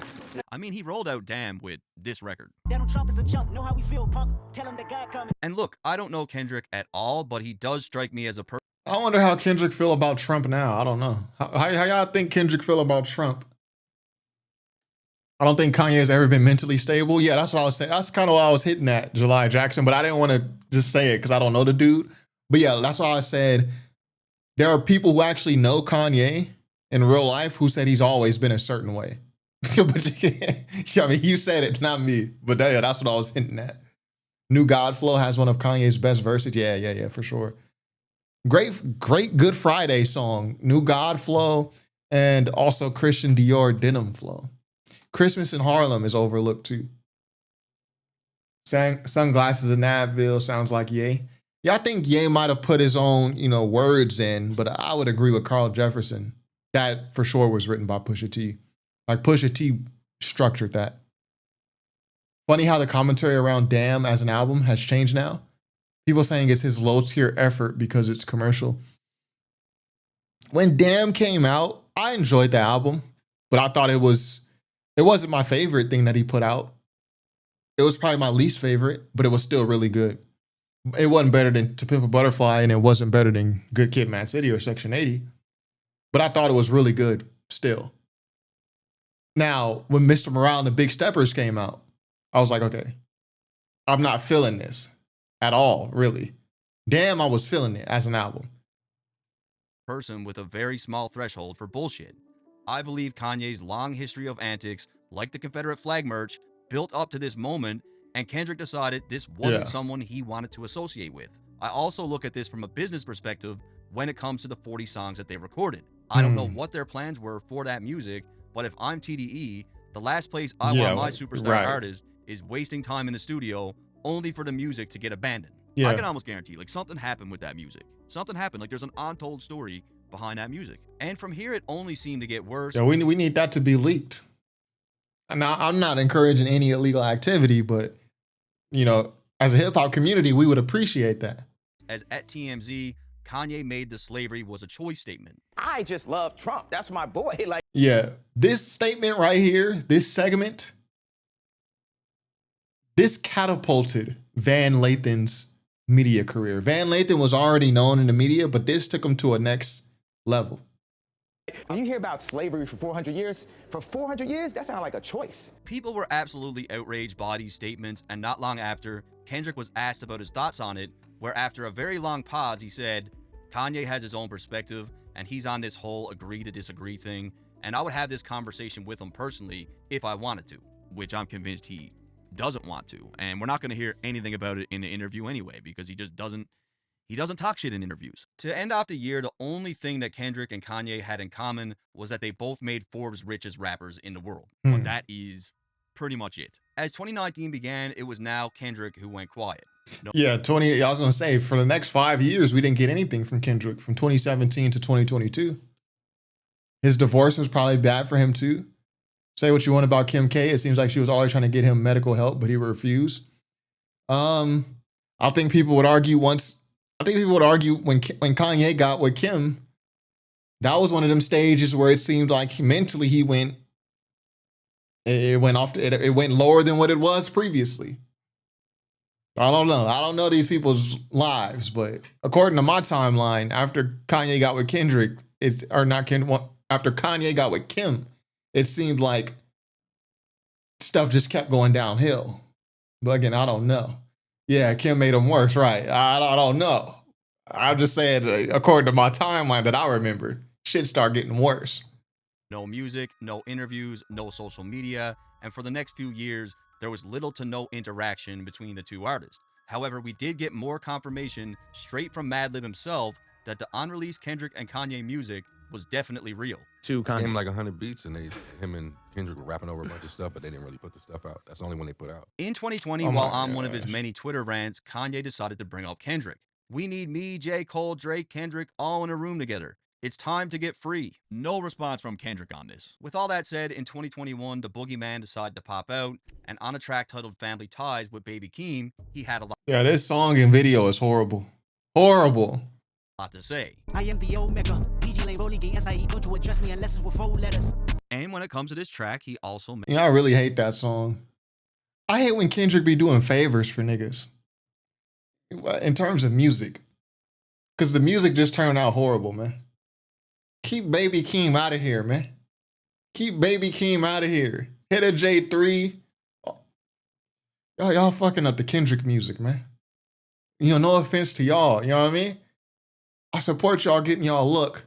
Good luck for y'all, you know what I mean? Get your money. I just don't like when Kendrick be doing favors for niggas with the music. And I hate this song. Mentions Kanye. Yeah, Kanye changed his life, but me, I'm still an old school Gemini. Now, I find this reference extremely interesting because in the sequence of lines before that, Kendrick appears to make reference to a joint project that he had with someone and tells them to burn it. Interesting connection here. Now that we already have the context about the Madlib sending 100 beats, Kendrick and Kanye recording over 40 or so. Motherfuck that album, fuck that single, burn that hard drive. Some speculated that these. Yeah, that might be your most controversial take. I think for sure. I think the hate for Family Ties. I think that's my most controversial take for sure. Because everyone seems to love that song. I think people were just so starved for Kendrick music because it had been so long since he released anything. I think they accepted anything. they would have been willing to accept anything. It's just not Kendrick quality. It's not a quality Kendrick verse. It's not one of his best verses. It's not even like top 100. These lines were directed at J. Cole because they also had unreleased. The beat wasn't that tight either. Family Tie is one of the best beat switches. Yeah, and I hate the video too. So music. However, for a few different reasons, I believe this is actually about Kanye. You'll notice that Kendrick refers to himself as the Elohim, which is a Hebrew term for the word God. Now, at the time, Kanye was more or less acting like a messenger of God as he held the Sunday services, and he dropped a full-on gospel album. Sure. But if I try to lead you to Jesus. Yeah, Sunday service, that was a good moment. That was a good musical moment for Kanye. I did enjoy those. Kendrick claims before you even get to the Father, you need to talk to him first, and you'll also see that Kendrick makes reference to a rebirth, which at the time is exactly what Kanye claimed happened to him. Kendrick then talks about what appears to be unreleased music, mentions Kanye's name, and even says, "Let me jump in this bitch." And one of the unreleased tracks that they had together was literally called Don't Jump. Yeah, Kanye changed his life for me. I'm still an old school Gemini. Bitch. I think at a very minimum, we can at least admit that there is some parallels here. And it seems like Ye caught onto this because just a few months later, he directly quotes the exact same lines on Drink Champs. I need every single Gemini, specifically MC. I need every... Okay, you need to be put in a mosh pit during the King part to fully see the vision on Family Ties. I'm good on, I could never hear another Baby Keem verse ever, and I would be completely fine. I just, Baby Keem, you have your place in hip hop. Do your thing. Salute to you. Just stay far away from Kendrick music. Stay off it. Okay. I would rather have them niggas from GNX rapping on the next Kendrick album. I swear, I would rather have them niggas from GNX, and y'all know how I feel about them, than Baby Keem. Top 5, Facts. especially Gemini. And that's not the only time you mentioned Kendrick in that interview. At one point, Kanye started listing rappers who he claimed were products of himself, and he threw Kendrick in the mix. They started making more yays. Tyler making better videos. Drake, more records. Virgil, higher position in fashion. J. Cole, more backpack. Or Kendrick, better bars and stuff. He also claimed that when he dropped Donda, all the rappers that he just mentioned had to fall back to witness the real GOAT in action. I literally had to go like Thanos, and I don't want to have to be the villain, but when I went and did the Donda thing, Ye returned. And everybody had to sit back and watch the real leader. Massive Donda fan. I think Come to Life is one of the best. Yeah, everything after T-Lop, I don't know, man. I just can't imagine listening to some of these newer Kanye albums, including Donda, and I think they're all just mediocre. Not saying they're trash. Family Ties, that's trash, that song. So I'm not saying these Kanye albums is all bad, but I think it's just consistently below average, consistently mediocre. Songs ever. You know where to find me. They cannot define me, so they crucify me. And speaking on the Donda album, Kendrick does have somewhat of a link to it, as Baby Keem, who was his artist under PG Lang, was featured on the project. Y'all listen to stuff like this? July Jackson said, I'd rather have Baby Keem than AZ Chike. I'd rather have AZ Chike, bro. I'd rather have Hit It J3. I'd rather have, who was it, Dodie 6. I'd rather have Hit It J3, all right? PG Lang was featured. Y'all Baby Keem fans in the chat, y'all, this is tight to y'all? Y'all like this? On the project. With all that. That's dope to y'all? Come on, man. That's horrible, man. Child Aaron in the chat with the baggy. GNX features over Baby Keem. You do really dislike him. I'm fine with Baby Keem. It seemed like his content is not bad. He got his place. Just stay away from Kendrick music. A lot of my Baby Keem hate is because he is on Kendrick's music, and he was on Kendrick's music at a time where Kendrick was not dropping anything. So the stuff he was dropping with Baby Keem would just seem like always consistently mediocre. So I just developed this strong dislike for Baby Keem. I'm gonna stop calling him Baby Keem too, because it's like calling a nigga little baby, like Baby Keem and Baby Birdman. We're just gonna call him Keem from now on. That said, 5 years had passed since Damn, and fans were eager to hear some new music, and in true Kendrick fashion, he pops out with the Heart Part 5 music video. In the video, Kendrick morphs into a few different celebrities, one being Kanye West. Friends bipolar, grab you by your pockets, no option if you froze up. And to be clear, I don't see this as a diss at all. Kendrick actually seems to be showing some empathy towards Kanye's situation. I didn't have a... You heard the Kendrick references for Keem? He's Kendrick's alter ego. I have not heard the references that Kendrick has for Baby Keem. I didn't even know such a thing existed, but it makes sense.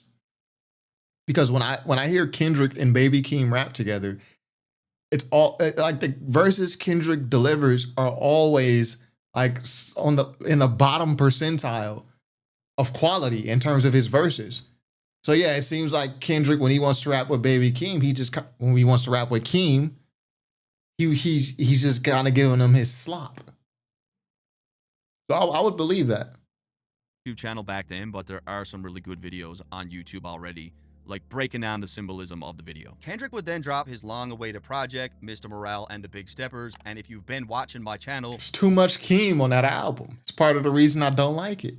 For any amount of time, you would know that I absolutely love this project. Section 80 is my number one, then it's Mr. Morale. I just don't want to hear these trauma dump albums. That's what the Ray Vaughn album, The Dollar Menu. It's cool to get to know you as an artist and all that, but like, and musically, are you able to deliver these same messages without it feeling like you just trauma dumping on us? My number two. I love the project. And it was on the track Father Time where Kendrick mentions Kanye again. When Kanye got back with Drake, I was slightly confused. As you know, Kanye and Drake have a very complicated history, and after a lot of turmoil, they linked back up for the Larry Hoover benefit concert. Yeah, begrudgingly. When you look at the theme of the Father Time record itself, it's clear Kendrick has issues with forgiving people, especially if they did him wrong, much less a direct competitor. I believe it's here where he's basically saying he has zero intentions of ever piecing it up with Drake, possibly looking at both of them as being weak for squashing their beef. And for me, this is one of my favorite Kendrick records ever. The Father Time record is amazing. Daddy issues made me learn losses. I don't take those well. While Kanye and Kendrick... I don't listen to this album at all. I might have heard Mr. Morale and the Big Steppers 3 times. The first time was on my first reaction, which is on YouTube. Then I had to edit that video, so I heard everything again. That's 2 listens. And I might have heard it one more time after that. Yeah, you can keep that album. Keep it. Mr. Morale, the weakest Kendrick album. It's a good album, though. Yeah, I'm not saying it's trash. I think I gave it like 3 out of 5 stars, like above average. It's just not something I want to listen to. Maybe you just don't like dark or depressing sounding songs. I do like darker songs. Lupe Fiasco got a song called The Coolest. And it's some depressing messages on that song. The coolest nigga, what? What'd he say? Yeah, he raps a verse about a man and a woman. You gave me a baby, but what about lately? Ha ha ha ha, right up in the face, G, that's more efficient than C. Like, he tells his whole story of a breakup, which is also a double message. It's dark and depressing. It's about how you deliver it. It's about how you deliver it. Kendrick shared very few personality traits. They did have one striking thing in common. Both sparked backlash from Christian groups for using Christ-like imagery. Yeah. In 2006, Kanye appeared on the cover of Rolling Stone wearing a crown of thorns, causing heavy criticism for portraying himself as Jesus. Kendrick faced similar scrutiny when he wore a crown of thorns on the cover of Mr. Morale, but he took it even further, performing live on his world tour while wearing it. Yeah. With that said, any sort of similarities stopped at the crown because at this point, a Kendrick interview was a very rare sighting. However, in the case of Kanye, well, take a look for yourself. Well, Harriet Tubman never actually freed the slaves. She just had the slaves go work for other white people. By posing it up in the design with polarizing conservative commentator Candace Owen. Candace, here's another hot take. I've watched... Candace Owen is not as extreme as people say. That I've seen. Maybe there's some older stuff where she just gone completely off the scale. But I watched some of her videos. Like, it don't seem as extreme. Like, people hate Candace Owens. C6 just trash, bro. Let's not do that. Don't say you don't like C6 because there's no real life-ish, but then not like Mr. Morale. I didn't say I didn't like Carter 6 because there's no real life stuff. I just think the music sucks. I just think at a core level, it just sounds horrible.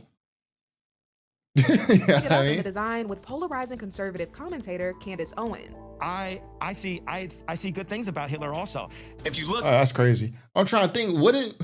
Bro, she's insane. Real quick in the chat, what's Candace Owens' wildest take? Like, what did she say that made people hate her? I just don't remember. I don't know enough about her. But I watched something, or I was listening to Theo Von's podcast. That's what I was doing. And I was like driving to Sacramento. I was listening to it, and Candace Owens was on Theo Von's podcast. And it didn't sound too crazy to me. But again, I could be missing something. What's Candace Owens' take that be having people so crazy, like hating her? Because he said she's insane. The guy's knee wasn't even on his neck like that. After he posted a racial slur about The Daily Show host Trevor Noah. West brought along Nick Fuentes, a politically active white supremacist and Holocaust denier. Now this guy, I know why people dislike him. He got some crazy takes, right? I wouldn't put this guy and Candace Owens in the same box. Like, but again, I could be missing something. Oh, she said Hitler would have been fine if he just kept his ideas in Germany. Ooh, okay. Yeah, that is crazy. Let me see. She trashed Trump before the 2016 election. Saw the way the wind was blowing and jumped on a train. Okay. Grifting. The white Christian men that built this country the first time, and we'll do it again. Just think of it this way. You know, the funny thing is, this guy's Hispanic. His name is Fuentes, but he's talking about, bro, you're not full white. You can't even be talking like you want to pretend to be a Nazi. The Nazi they wouldn't have even accepted you. You ain't even full white. You ain't got that Aryan blood. Dude name is Fuentes talking about white power. You crazy, bro. Do you really believe that Kendrick watches shit like that and thinks she's not insane? She's just strongly opinionated. When she's right, she's really right. But when she's wrong, she's really wrong. That sounds like me. When I'm right, I'll be really right. I'll be wrong sometimes, not often though. Two sides of the same coin, just from a different angle. Nah, I don't know if I would put Nick Fuentes and Candace Owens on the same coin. Because Nick Fuentes is legitimately racist. And I think he would even say he's racist. I think he would be like, yeah, I'm racist. I don't get that from Candace Owens. But again, I was watching the Theo Von podcast, and he could have just been showing her in a positive light. Then just don't like Candace because she goes against the culture. It's mostly unfounded. Ask most people, and they don't have a self-originated answer. Yeah, I'm still looking for the crazy thing she said. AE said she said that Hitler would have been fine if he just kept his ideas in Germany. That is crazy. So I hear you on that one. oh, wow, I love what Kanye's doing. It's so inspiring. Like, probably fucking not. Look, this isn't brain surgeon material. If you look at how Kendrick presents himself and the political stance that he subscribed to, I'm not sure why anyone... Do we even know what political stance Kendrick subscribes to? So many black people flipped Republican this most recent election. We can't say for sure what Kendrick subscribes to. And Kendrick is also very religious. That's a conservative value. Do we actually know what Kendrick's actual political stances are? We don't know that. I think we just assume that he's this super liberal guy because his fans are super liberal. She's most definitely an anti-Semite, not just an anti-Zionist. Yeah. He's just ignorant. Okay. Theo Von is a right-wing grifter. No, I like Theo Von. Theo Von is like legitimately funny. Would be shocked to learn that he likely does not fuck with Kanye. And look, this is just my opinion, but I feel like it's, it's leaning towards common sense. Yo, I'm here with my white supremacist homeboy, Nick. Crazy. However, now we are at the point where it's 2024, a year that will go down as one of the most exciting times in hip-hop. And on March 22nd, as you guys know, Kendrick dropped the bomb. At this point, the entire world was talking about Kendrick, and Ye decided to insert himself into the situation. Just a few days after the song dropped, Kanye randomly shared "No More Parties in LA" to his Instagram story. People were thinking like, oh, Kanye's supporting Kendrick. He's Team Kendrick, which turned out to be nowhere close to the truth. Yeah, so I was literally going to mention this. Is Kendrick still into the Hebrew Israelite stuff? I was going to say, I don't even think Kendrick knows. I think he may be going through or may have already went through a change. Because in some songs, like Kendrick is wearing the Jesus crown, but then he's also saying like this Hebrew Israelite stuff, which is basically like the Jewish thing. You're saying you're Jewish, right? If you're a Hebrew Israelite, you're kind of subscribing to the Old Testament, the Genesis, Exodus, Leviticus, Deuteronomy, Numbers, like you're kind of subscribing to that stuff. But in which case, why wouldn't you just, that's not Christian, is it? The Christianity is the New Testament. The Israelite stuff is the Old Testament, unless, let me know if I'm wrong. But then Kendrick don't even really mention that stuff no more. If I'm not mistaken, y'all let me know, because y'all listen to Mr. Morale and the Big Steppers a lot more. From what I remember, there was like Jesus, like Christianity on that album, or mentions of it. Yeah, Kendrick dapped up RZA Islam after he walked off stage at the pop out. He's still on that. Well, RZA Islam that's Islam, that's Muslim. Hebrew Israelite is something totally different. So I think Kendrick is kind of, and it's cool if he's just taking bits and pieces from each religion, but I think people have this view that he's one way politically when it's not clear. If the dude is heavy into religion, whatever his religious, choices are, if he's heavy into it, like it seems he is, Kendrick mentions Christianity throughout all of his music, at least since the Kendrick Lamar EP. If he's this heavy into Christianity, there's a chance that he's not as liberal as y'all might think he is. No, you're wrong. He mocks Christianity over Throne of Crowns. I'm sorry to say that. I do think that's blasphemy. That's clearly blasphemy. Kendrick has changed. He's into Eckhart Tolle stuff now. Yeah, a lot of his content on Mr. Morale was going against Christianity, or at least critiquing it. Let's keep the video going. Days later, Ye took to Twitter to claim that he absolutely washed Kendrick on that track and that everybody knows it. In no way, shape, or form did he wash him, but like a lot of people agree with this. If you're gonna wash someone, that means you embarrassed them. Like it's not even close. It's like a blowout. With that said, Kanye didn't stop there, as he released a remix of the Like That Yeah, it's horrible. It's a horrible remix. Record where he seemingly backs up Kendrick and takes shots at Drake. Yeah, I'm glad we collectively just ignored this song. We just pretend that it never happened. Yo, Dot, I got you. Yo, Dot, I got you. Kendrick don't need your help, bro. Like, what are you talking about? Which, if we're being real, nobody cared about this. At all. Yo, it kind of made, when I heard that, it made me angry. Kanye's like that. It made me angry. But then I just try to put it in the back of my head, like, yo, let's just pretend this didn't happen. I think we all as a hip hop community was just like, yeah, we're just going to pretend that never happened. Kendrick said capitalist posing as compassionate be offending me on savior. That's something a liberal or left-leaning person would say. Yeah, yep, that's true. Capitalist posing as compassionate. Yeah, that's more of a left talking point nowadays. I hear what you're saying.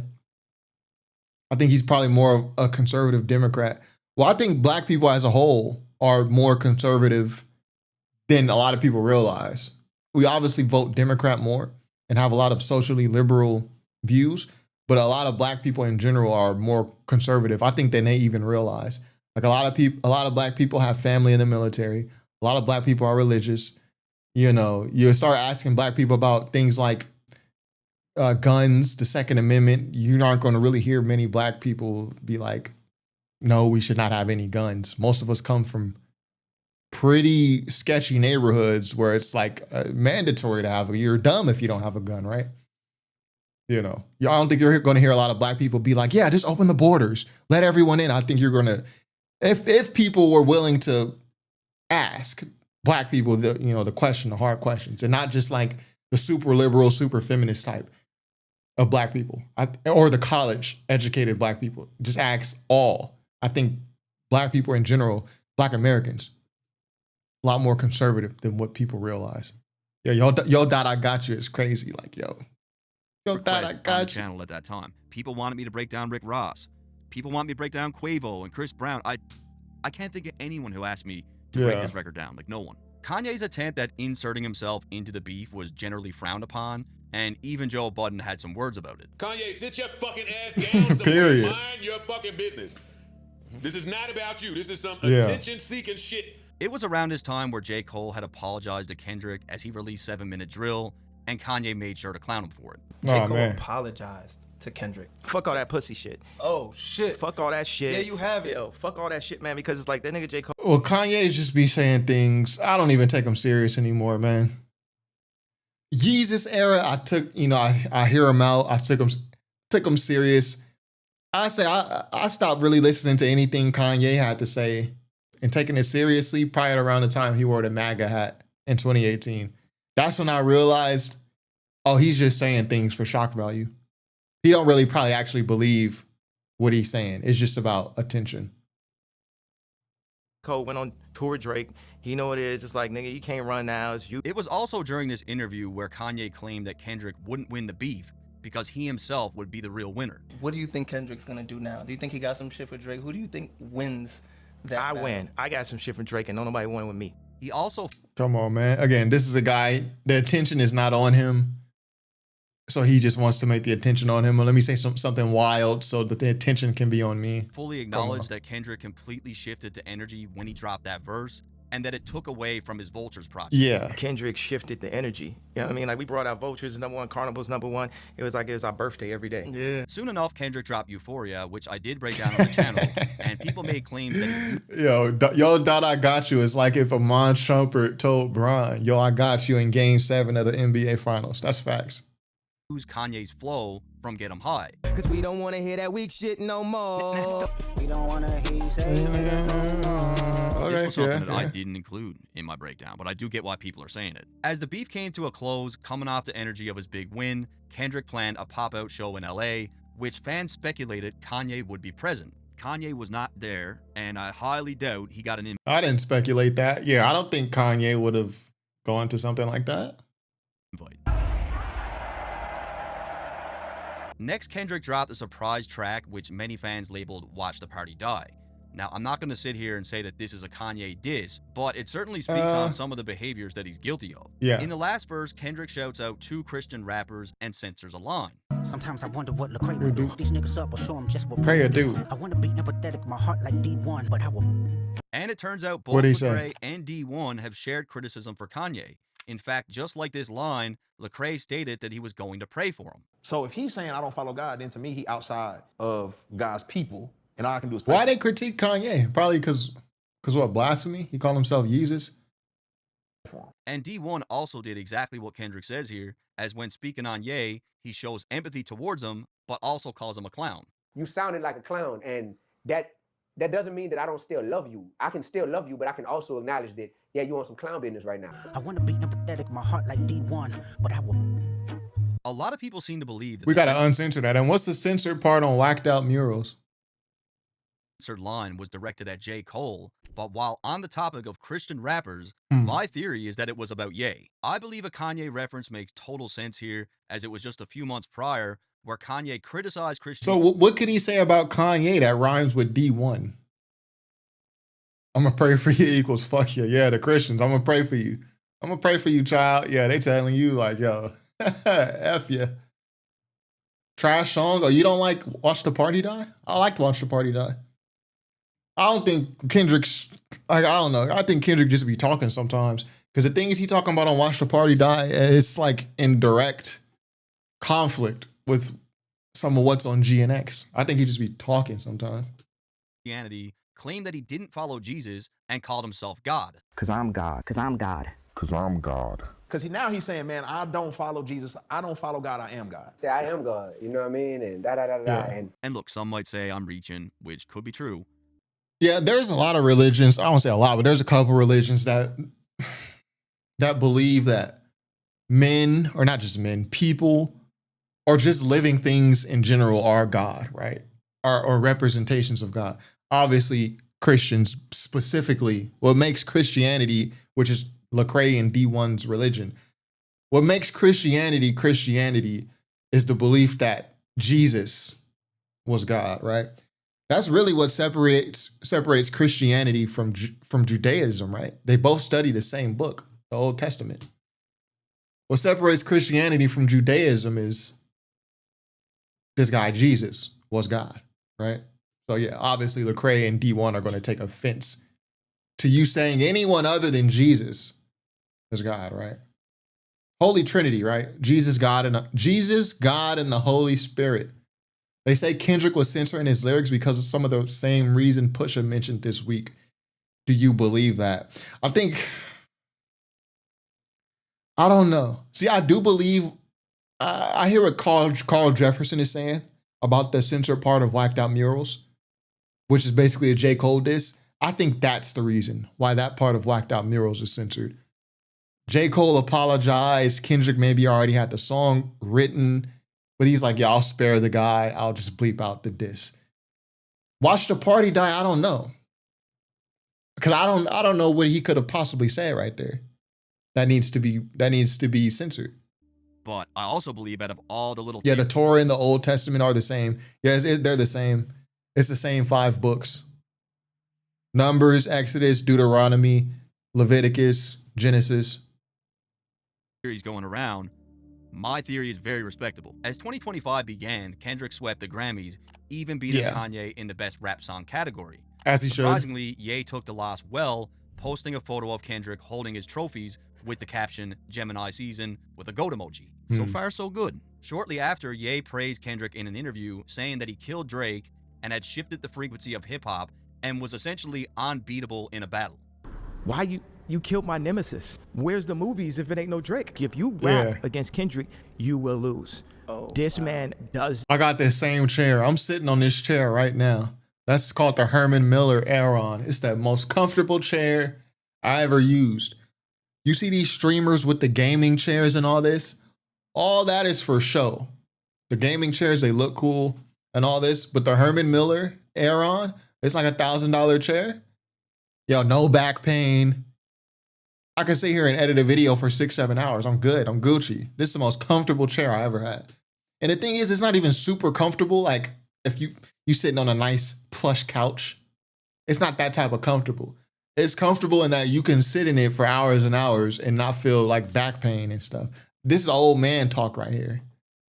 This, and now Kendrick has now advanced the frequency. But he still leaves the door open to the idea that he could beat Kendrick. There you have it. Do not rap against Kendrick Lamar. Unless you're a psycho genius Unless like you're me. a psycho genius like Ye. Let's just be real here. Like, even the biggest Kanye stan should be able to admit that No, he's not doing nothing to he would have Kendrick. absolutely zero chance. However, just days later, Kanye accused UMG of using Kendrick as a puppet to destroy Drake. Around this time, Ye was completely spot. Yeah, this is at this point, I don't take nothing Kanye says seriously. I don't even read it. Ricochet said you did a random video on Face that locked me into your channel. The topic was so random, I knew you weren't chasing views. Yeah, I'll be having random topics sometimes. I'll be reading these religious books too. I done read the Quran. I read some of the Old Testament, New Testament.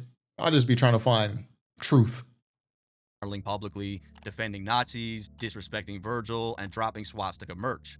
Charlemagne suggested Ye's outbursts stem from jealousy of Kendrick, and honestly, that doesn't feel far off. That's just attention seeking. He's doing that because he's envious of Kendrick's moment. He wishes this was him because Kendrick is having a moment for being a prolific artist who took out. So 1K chair super chat's been helping you cash out, my boy. Now I bought this chair before I ever started live streaming. Like I bought this chair because I was planning to begin live streaming. I bought this chair, this microphone, this desk, the lights. I bought all this at once before I started live streaming. His #1 op, Drake. But I do want to upgrade my microphone at some point. I want to get the Shure SM7B. I use the Elgato Wave right now, which is cool, but it doesn't have a shock mount. So if I tap the desk, like y'all can hear that. Y'all can hear me tapping. It don't have a shock mount. If I hit the mic by accident, y'all can hear that. They don't have a shock mount. They don't make a shock mount for it. So I'm gonna end up upgrading the microphone at some point. But yeah, the Shure SM7B, way too much money. More than I'm willing to spend right now. My current mic is doing just fine. Right? That's what Kanye wishes that was him in this moment. So he's been doing all these antics for attention all week because he's trying to get people to do exactly what they are doing now, and that's talking about him. But Kanye, that is a sideshow compared to what Kendrick did on Sunday at the Grammys and what Kendrick is going to do this Sunday at the Super Bowl. I think Charlemagne is right. I think there's some merit to what he's saying. Meanwhile, Kendrick was far too busy dominating, fresh off his Super Bowl performance. Yeah. Even still, Kanye initially gave him some praise for his performance. Kanye saying anything, man. Saying anything. And I really loved the show. It was my favorite halftime show since like a Michael Jackson era, which I kind of just barely remember. I just be seeing clips of it. Everything really flipped when Playboi Carti dropped a project featuring Kendrick 3 times. A project Kanye claims he was removed from. Wow. That's when the public shots truly began. Because people don't want to be associated with you. You saying all this stuff and, you know, Nazism and all. People don't want to be associated with that. If you're going to say that, cool. But don't be mad when people don't want to be associated with you. I don't like Kendrick Lamar's music. He raps good, but I didn't need to hear him on the Cardi album. I hate it Not Like Us. Kendrick was never king. He then proceeded to list 12 other MCs who he felt deserved that title. Who's Biele? Who is the first person right here? Y'all stuck on $100 chair or $1,000 chair thing, huh? I'm pretty sure that's how much it costs. Let me see. Herman Miller Aaron. Let me see. This is the chair. I'm sitting on it right now. Pause. Oh yeah, here it is, right here. Boom. It's probably, yes, more now because of inflation. But here's a cheat code. I'm gonna give y'all the cheat code. Y'all can buy this chair from a place called Madison Seating. They be having big sales. You can get this chair for like, oh dang, yeah, I probably got this chair. I forget how much I paid, but the price it's gone up in the last 2 years. Damn.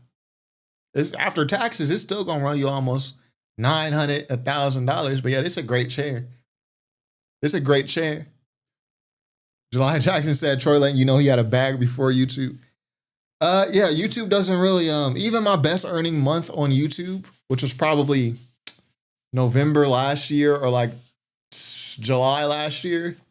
Like I have an actual job, like investment portfolio, like YouTube. I literally just do YouTube for fun, which is why I say anything. I'll come on here and say anything without mincing my words. I'm not dependent on it for a check. So yeah, I'm not rich.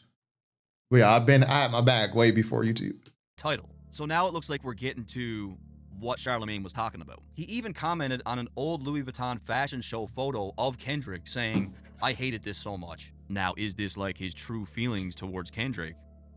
Possibly. Then in no time whatsoever, in the now infamous March 30th interview, Ye spiraled deeper, claiming Drake was a million times better, saying Mr. Morale copied Life of Pablo, and suggested Kendrick. Well, he's doing the Joey Badass thing. He's trying to get Kendrick's attention, but obviously Kanye's music is not doing shit right now.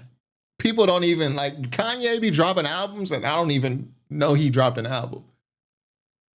His music ain't doing nothing right now. So he's doing a Joey Badass thing. Oh, I want to get Kendrick attention. I want to be mentioned by Kendrick to get some of that sauce. But he's just doing it in interviews instead of on records. Kendrick didn't even have enough hits to do the Super Bowl. He also co-signed the lawsuit of UMG, orchestrating the beef, and at one point straight up admitted he was jealous of Kendrick, while also saying he was the closest thing to God. This pisses me off. Like, I had to remove the footage from the interview because some dude flagged me for copyright. He doesn't own the footage. Like, it's. And after that interview, the disrespectful tweets didn't stop. Kendrick got 24 Grammys. They're trying to erase what I did with dudes who won't be remembered. Kendrick can't rap. He doesn't have a single bar that I wish I wrote. Okay, yeah, I don't take this serious. Again, this is just Kanye just saying stuff. Kendrick and Tyler are the two most overrated artists. It's love and hate for Drake, but man, this is not real. I do think Tyler's a little overrated. Taylor is not dethroning Nokia. This some Taylor Swift Beyonce shit. Now, because he's on Twitter a lot, is he just doing this to antagonize and piss off Kendrick's fans? Like, I don't know. Trying to get Kendrick attention. Just a few hours later, he slightly walked back his tweets, saying that it was all love for Kendrick and his team, but still passively aggressively claiming that Kendrick ghosted him. You got that boss call on Donda. Like Put I the said, phone down, this is my own Kanye. theory, but I highly doubt Kendrick wants to work with this guy. You can't just get a shock mount offer up. Because I could, but they don't. If you're looking for shock mounts, you just get it specific to your microphone. Like, so if I had the Rode podcast or whatever that microphone is called, I'll just buy a mount specific to that. If I could experiment, but I just don't feel like experimenting, right? I would rather Elgato. They make so much stuff.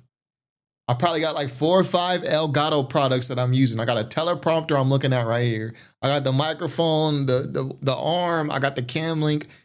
Y'all can't make a shock mount for your own microphone that you made? You can't just make a shock mount? What's wrong with y'all?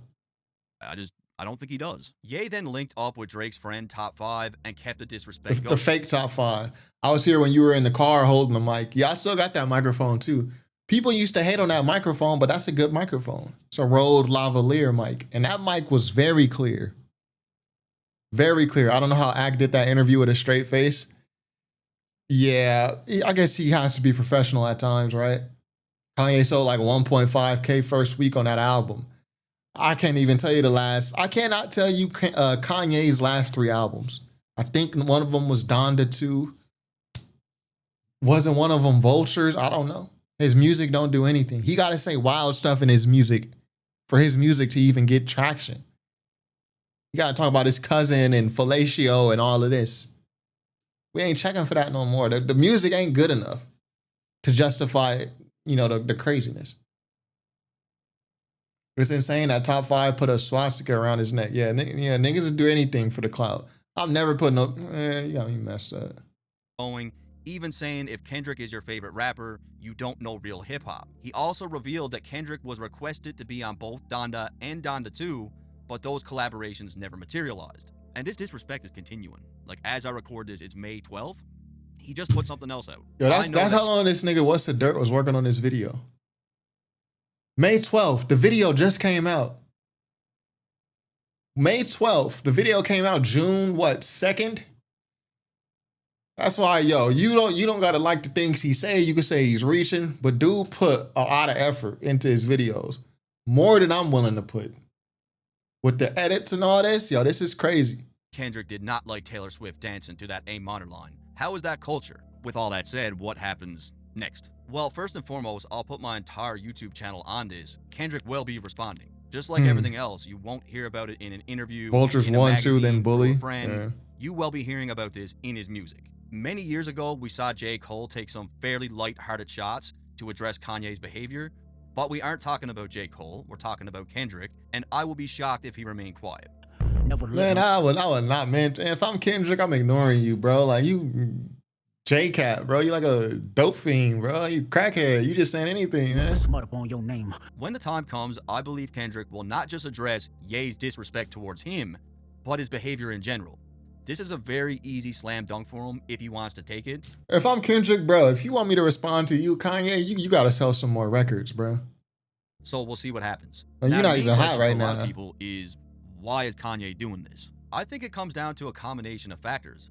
One thing Kanye has consistently held over artists like Drake, Big Sean, and J. Cole is the idea that they are his sons. They are direct descendants of his musical lineage. And to be fair, they are, though. When it comes to those artists, Kid his Cudi. influence is undeniable, but this dynamic simply doesn't apply to Kendrick. No matter how you frame it, Kendrick is not a prodigy of Kanye West. Right. He didn't start his career sounding like Ye. Yeah. He didn't progress in the game sounding like Ye. And he doesn't echo Kanye's sound today. Yeah, Ye didn't put him on. He didn't get put on by collaborating with good music artists. Yeah, he took his own lane. He's a Dr. Dre protege, not Kanye. Kanye was once praised for his message and political fearlessness, but years of controversy and self-inflicted chaos have diminished his message. Yeah, Kendrick will respond to Joey before Kanye. Yeah, and I don't think Kendrick should respond to Joey either, but it would make more sense. At least Joey, his music, his little disses, it did something. It caused some ripples in the hip-hop community for like 2-3 weeks. Kanye West dropped music, it don't do nothing, man. Outside of the Drake and Kendrick comparisons, which never made any sense, the Kanye versus Kendrick narrative has grown. In fact, they are compared more than any other two artists, again, not because of their similarities, but because of their differences. That conversation really picked up after To Pimp a Butterfly. Suddenly, people were saying Kendrick was doing what Kanye used to do, but better. People started saying Kendrick was who Kanye could have been. While Kendrick embraced minimalistic rollouts, Ye leaned into being as loud as possible and creating a spectacle out of himself. Many of Kanye's album rollouts were engulfed in controversy, often by design. Over time, it felt like Ye fully committed to the idea that all publicity is good publicity, and for a while that strategy worked, but Kendrick proved that you don't need to do any of that to move culture. Yeah. He showed that you can let the music speak and still be heard. All Right became a global protest chant without a single TMZ headline attached to it. Years ago, Kendrick said something that really stuck. He talked about how being a reality star, chasing celebrity drama, or involving yourself in controversy only pulls focus away from the art. Yeah, but he constantly does it, right? Yeah, Kanye West say anything too. He didn't want any attention that distracted from his music, and the craziest part is he held on to that principle. His media image is nearly flawless. Outside of Drake's unsubstantiated claims during their beef, I'll be with some bodyguards like Whitney. Try Kendrick and Nipsey. Or not Kendrick and Nipsey. Kendrick and Whitney. I was listening to Nipsey in the gym earlier. Unsubstantiated claims during their beef, Kendrick's reputation is on. Yo, July Jackson. Whatever you said, your message just got retracted. Try sending it again, but try to censor something. Censor a word or two. Touched. He's never missed a release date. Every album sounds nothing like the last. And every time he gets praise, not just for the music, but for his intention. So on one hand, you have Kanye, a legacy built on revolutionary music, but also riddled with public meltdowns and chaos. And on the other, you have Kendrick, a legacy built. See, I don't really care about the public meltdowns and all this. I don't even be watching that stuff. When something go too viral on social media, I just end up muting it because it just ruins my timeline. Like the whole DDG and Halle Bailey thing. Like, I just mute the words. I mute DDG, I mute Halle, I mute Bailey, and I just never see it again. So I don't be seeing all these crash outs and stuff. My main issue is that Kanye music, it just ain't good no more. Now, if his music was good and he's still having all this public stuff, public crash outs, but he's still giving guys fire beats and having great songs, thought-provoking songs, I could really care less about the public crash outs personally. Joey been sending shots for years. It would be funny if Kendrick just never responded. Yeah. The smartest thing Big Sean ever did was not fully beef with Drake or Kendrick. Would have ruined his career. Yeah, I don't think Big Sean would have won either of those beefs. I think Drake is smoking Big Sean, and I think Kendrick is definitely smoking Big Sean. For sure. Twitter mute feature so goated. Yeah, I don't see a lot of stuff on. I mute so many things, man. Once something starts going viral, I'm muting it. Probably. And when we got new albums coming out, if I haven't heard it yet, like this Clips album coming up, people listen to the album right when it drops at midnight. I'm not like running to listen to a lot of albums. I might listen that following weekend or something, but I'll mute the clips. I'll mute the album name. I don't want to hear y'all opinions on the album before I've heard it. This is why my opinions on things be so drastically different than everyone else's. I mute the shit. I don't want to hear nothing about the album until I heard it and said my piece on it. That's how I am. I don't know. On the strength of his music. At the end of the day, I think Kanye envies everything I just mentioned. Kendrick's blueprint is completely different. He moves in a way that is the opposite of Ye, and yet he's arguably had a deeper impact socially and politically. I think what Kanye envies the most is the respect that Kendrick holds in the culture and the fact that he earned it without ever needing to self-destruct. Yeah, I think that's exactly what Drake don't like about Kendrick either. I think it's the same thing. I saw a post, bro had 15 words blocked from the timeline. That's about 30 now, probably 30 or 40. I got a lot of muted words.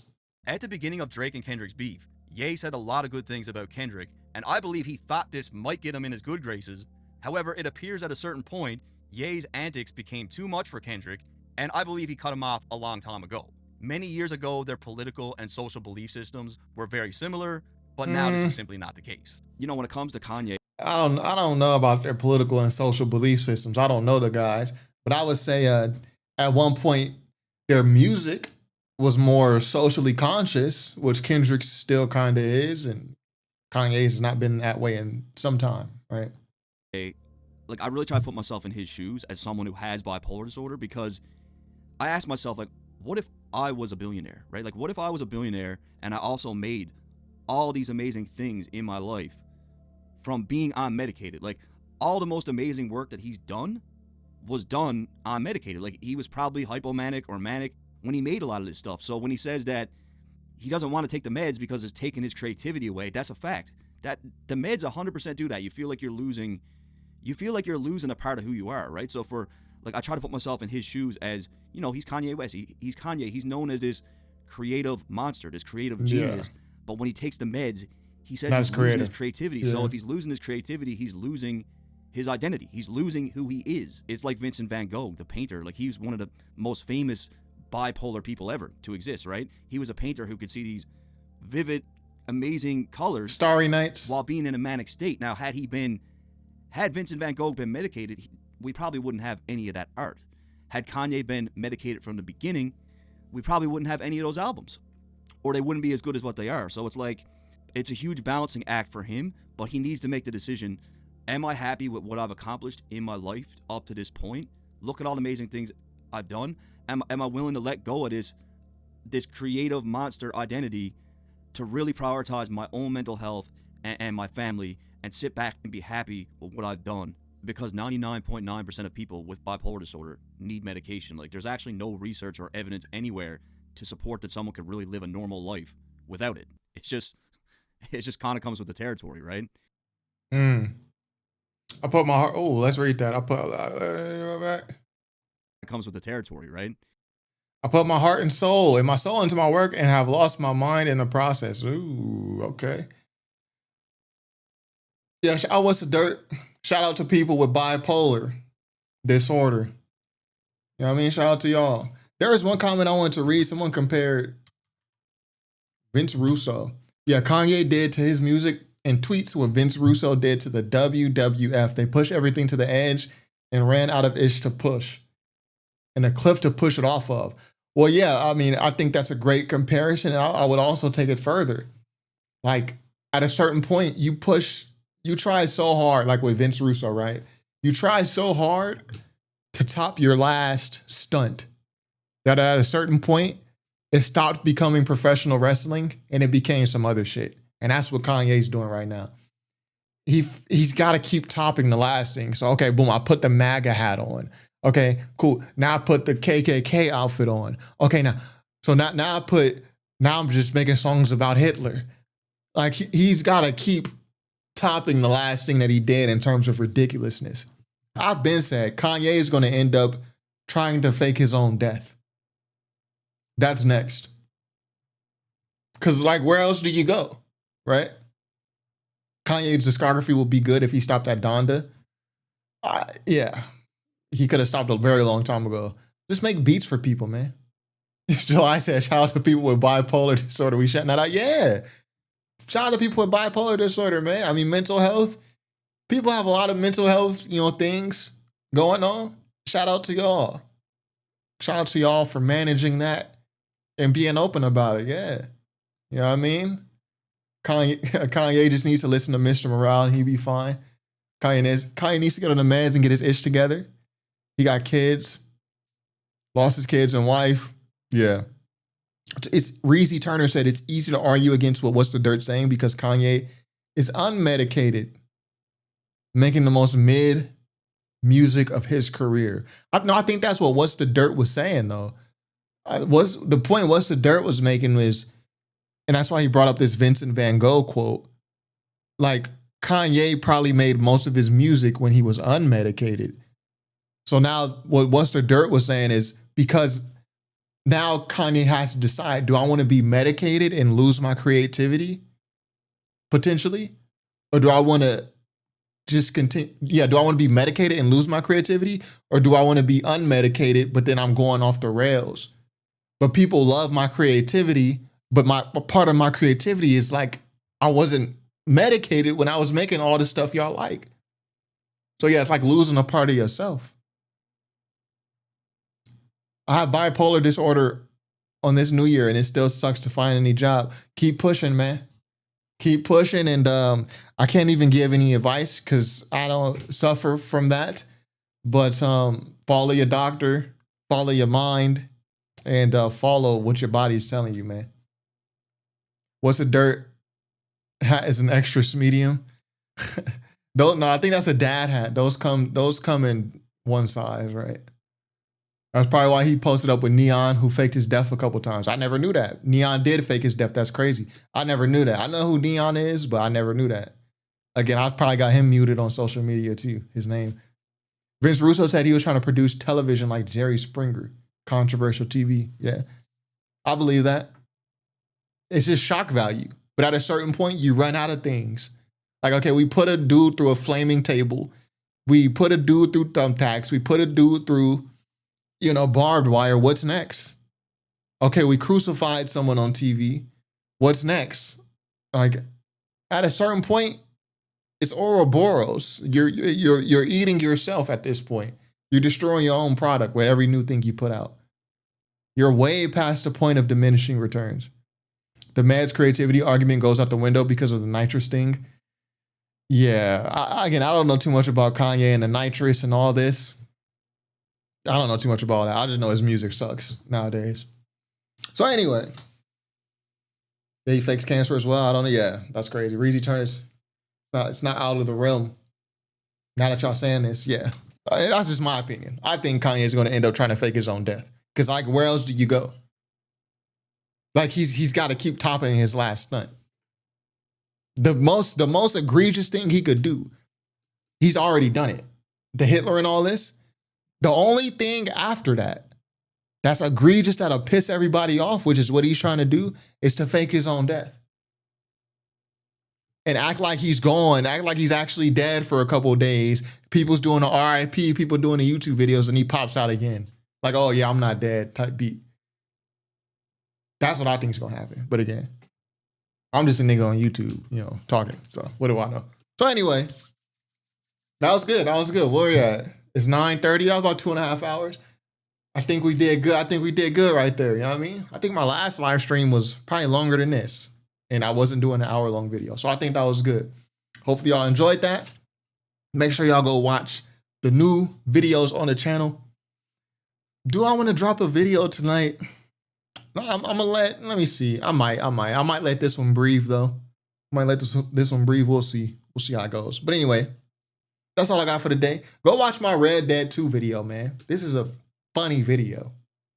Funny video. Yo, I'm really underrated funny. I'll be watching my own videos. I watch my own videos so often, I get recommended my own videos. On YouTube, I get recommended my own videos. Yeah, I just feel like I'm funny. But I feel like if you feel like you're funny, are you really that funny? I don't know. I feel like other people should tell you you're funny, right? You shouldn't be saying that you're funny. I don't know. We'll see. But anyway, that's all I got for tonight. Be sure to subscribe, like the video, top5rapwebsite.com. We out.